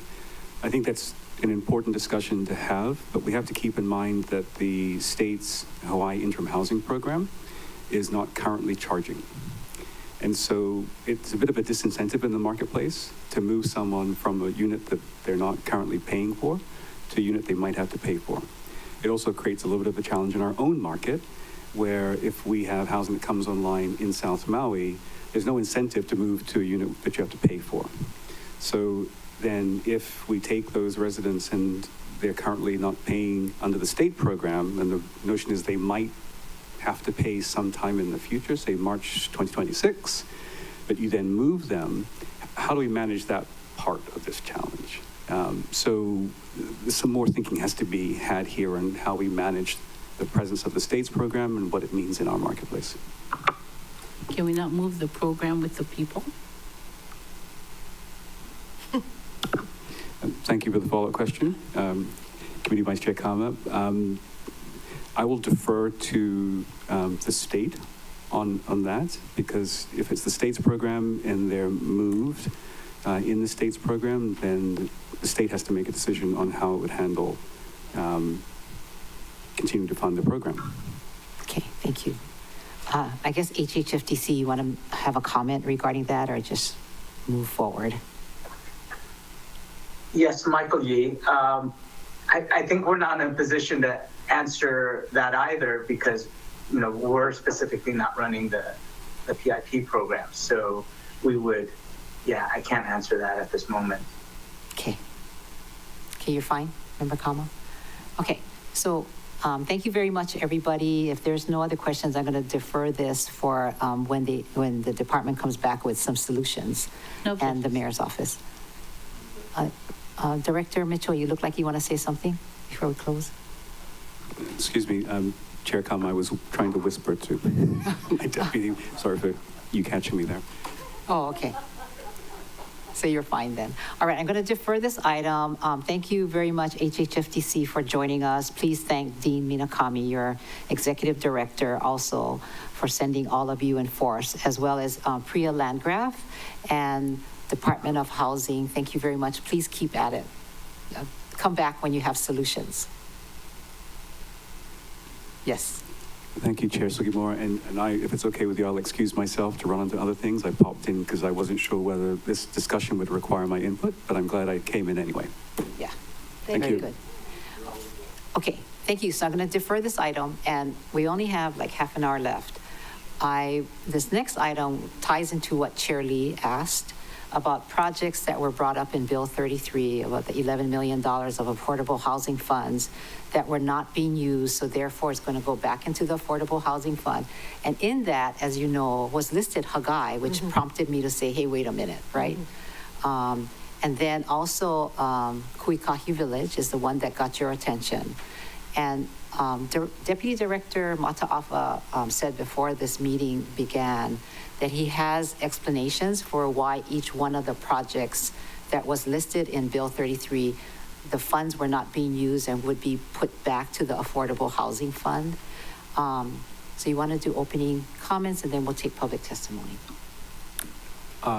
Thank you, Chair Sugimura. And before I start, I just want to say that I will be doing interviews at 12 o'clock today for our Housing Community Development Administrators. So I'm not sure how the committee wants to take it up, if you would like me to go through the opening remarks and then potentially defer the presentation. You have to leave, right? Yeah, so I do have to leave about 11:45 to make it for the interviews for one of our key positions in the department. So I can go through the explanations now with you folks if that's okay.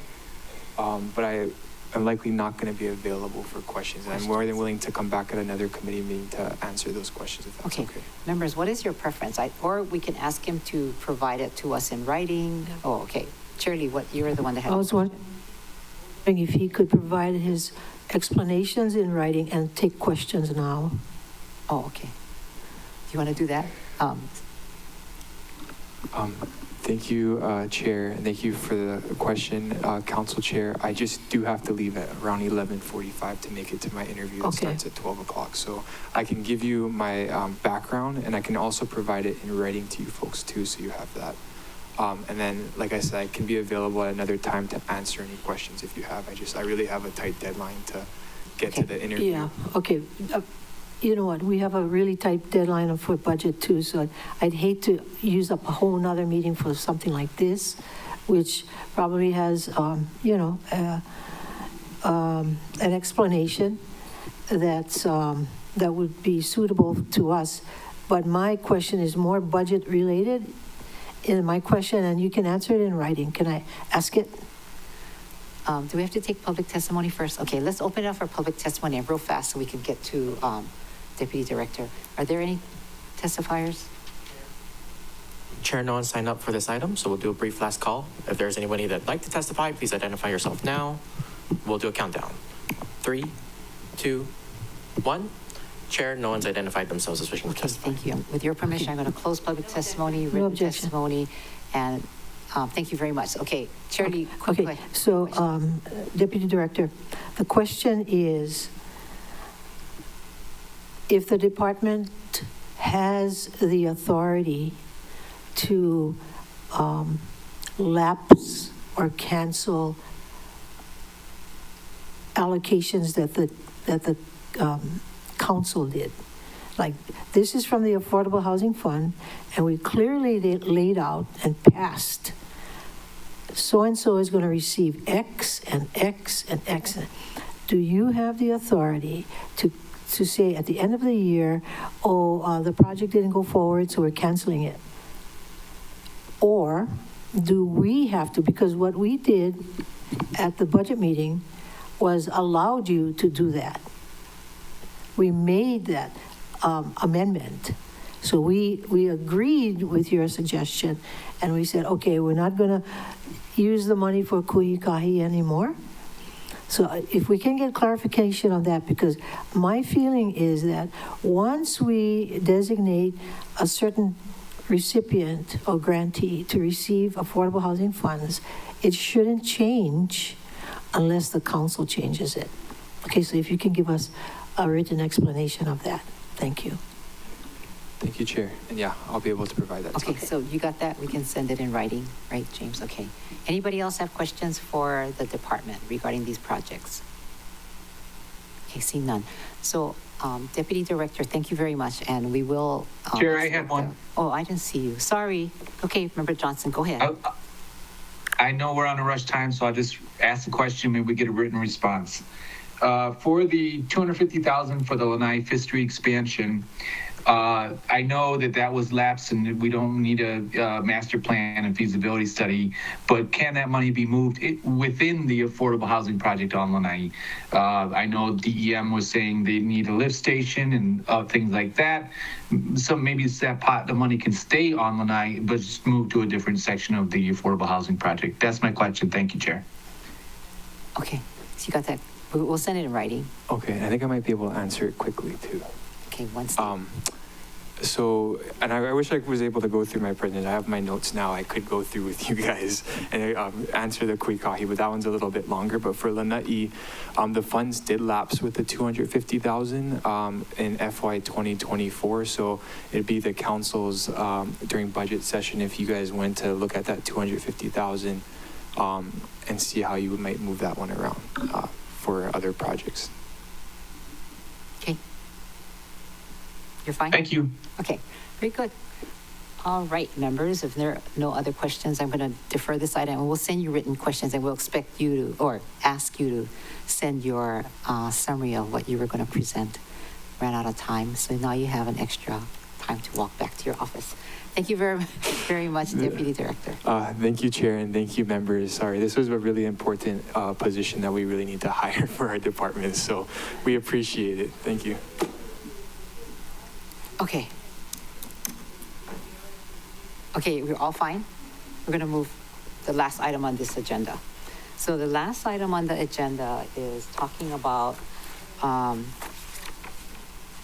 proposed fiscal year 26 budget for the County of Maui, and we will be talking about the questions that we will be submitting to the departments, as well as we have an updated calendar. So first up, calendar is coming. Do you have the questions? Pauline? Also? You have the questions also? So the calendar that you received earlier, when it was sent to the administration, we found out that certain directors were not available to come before us. So we just found out yesterday, and I think we had asked like January if we could find out, but we had to redo the calendar just to accommodate for those changes in administration's calendar. So that's the calendar that all of you can look at, which then moves around some of the department deliberations before you, so that we can have them present at our meeting. Do you have the questions also for everybody? Pauline?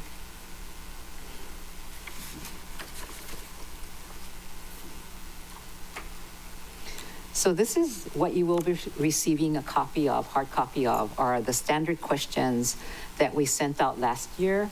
That the questions came from you members, and I just wanted to be sure that if you wanted to add more questions, to please submit them via email to staff.bfed@mauicounty.us, and we would like to ask if you can if we can receive them by noon tomorrow, March 19th, so that we can add questions to the departments. And they're pretty, the questions came from you. And one I'd like to mention was, Member Sinensi was talking about personnel counts, and that got included. And it's a pretty basic question that comes up every time we talk to departments. But if you would like to look at this and then submit to us by noon tomorrow any additional questions you would like to add with your expertise of all your years been in council.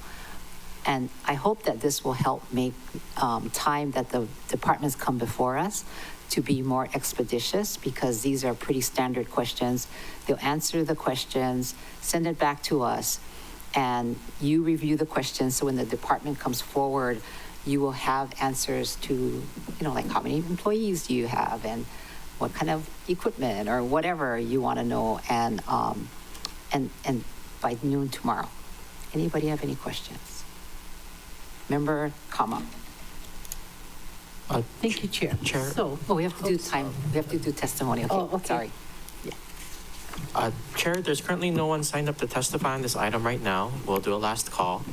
If there is anybody who'd like to testify on this item, please identify yourself now. On Teams, you can do that by using the raise hand function. We'll do a countdown. 3, 2, 1.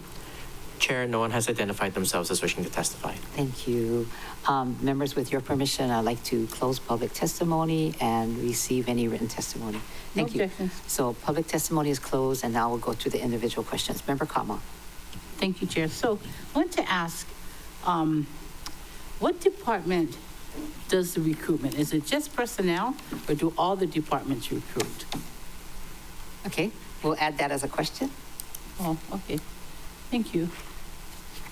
Do you do your own recruitment? How do you interact with Department of, okay. Any other questions? Member Rollins Fernandez.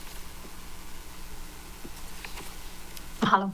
Okay, I have a question about the calendar. You said that you just found out yesterday about some directors not being available. So the calendar on Granicus, unless the new one was just posted, the budget calendar says March 10.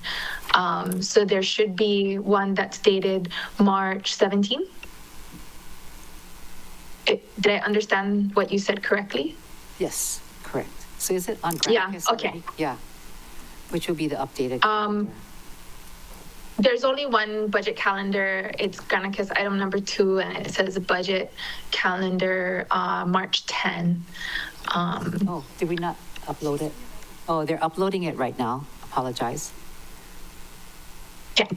All right. Just wanted to clarify that. And then the second question is regarding the list of questions. Looks like a pretty comprehensive list of questions. Good job, team. And then, so after we get the budget, if there are additional specific questions, then we'll submit those questions after we receive the budget. Right. Okay. Right. Yeah, I think this list of questions is what we generally ask. So good. Yeah. And I think then it'll get us closer to all your goals of taking each department and finishing our work during the day and not having to come on Saturday, right? Okay, that was a joke, but. All right, any other questions, members? No? Okay, if not, good job. This meeting is now adjourned. I thought it was going to be past 12 o'clock, but this meeting is now adjourned.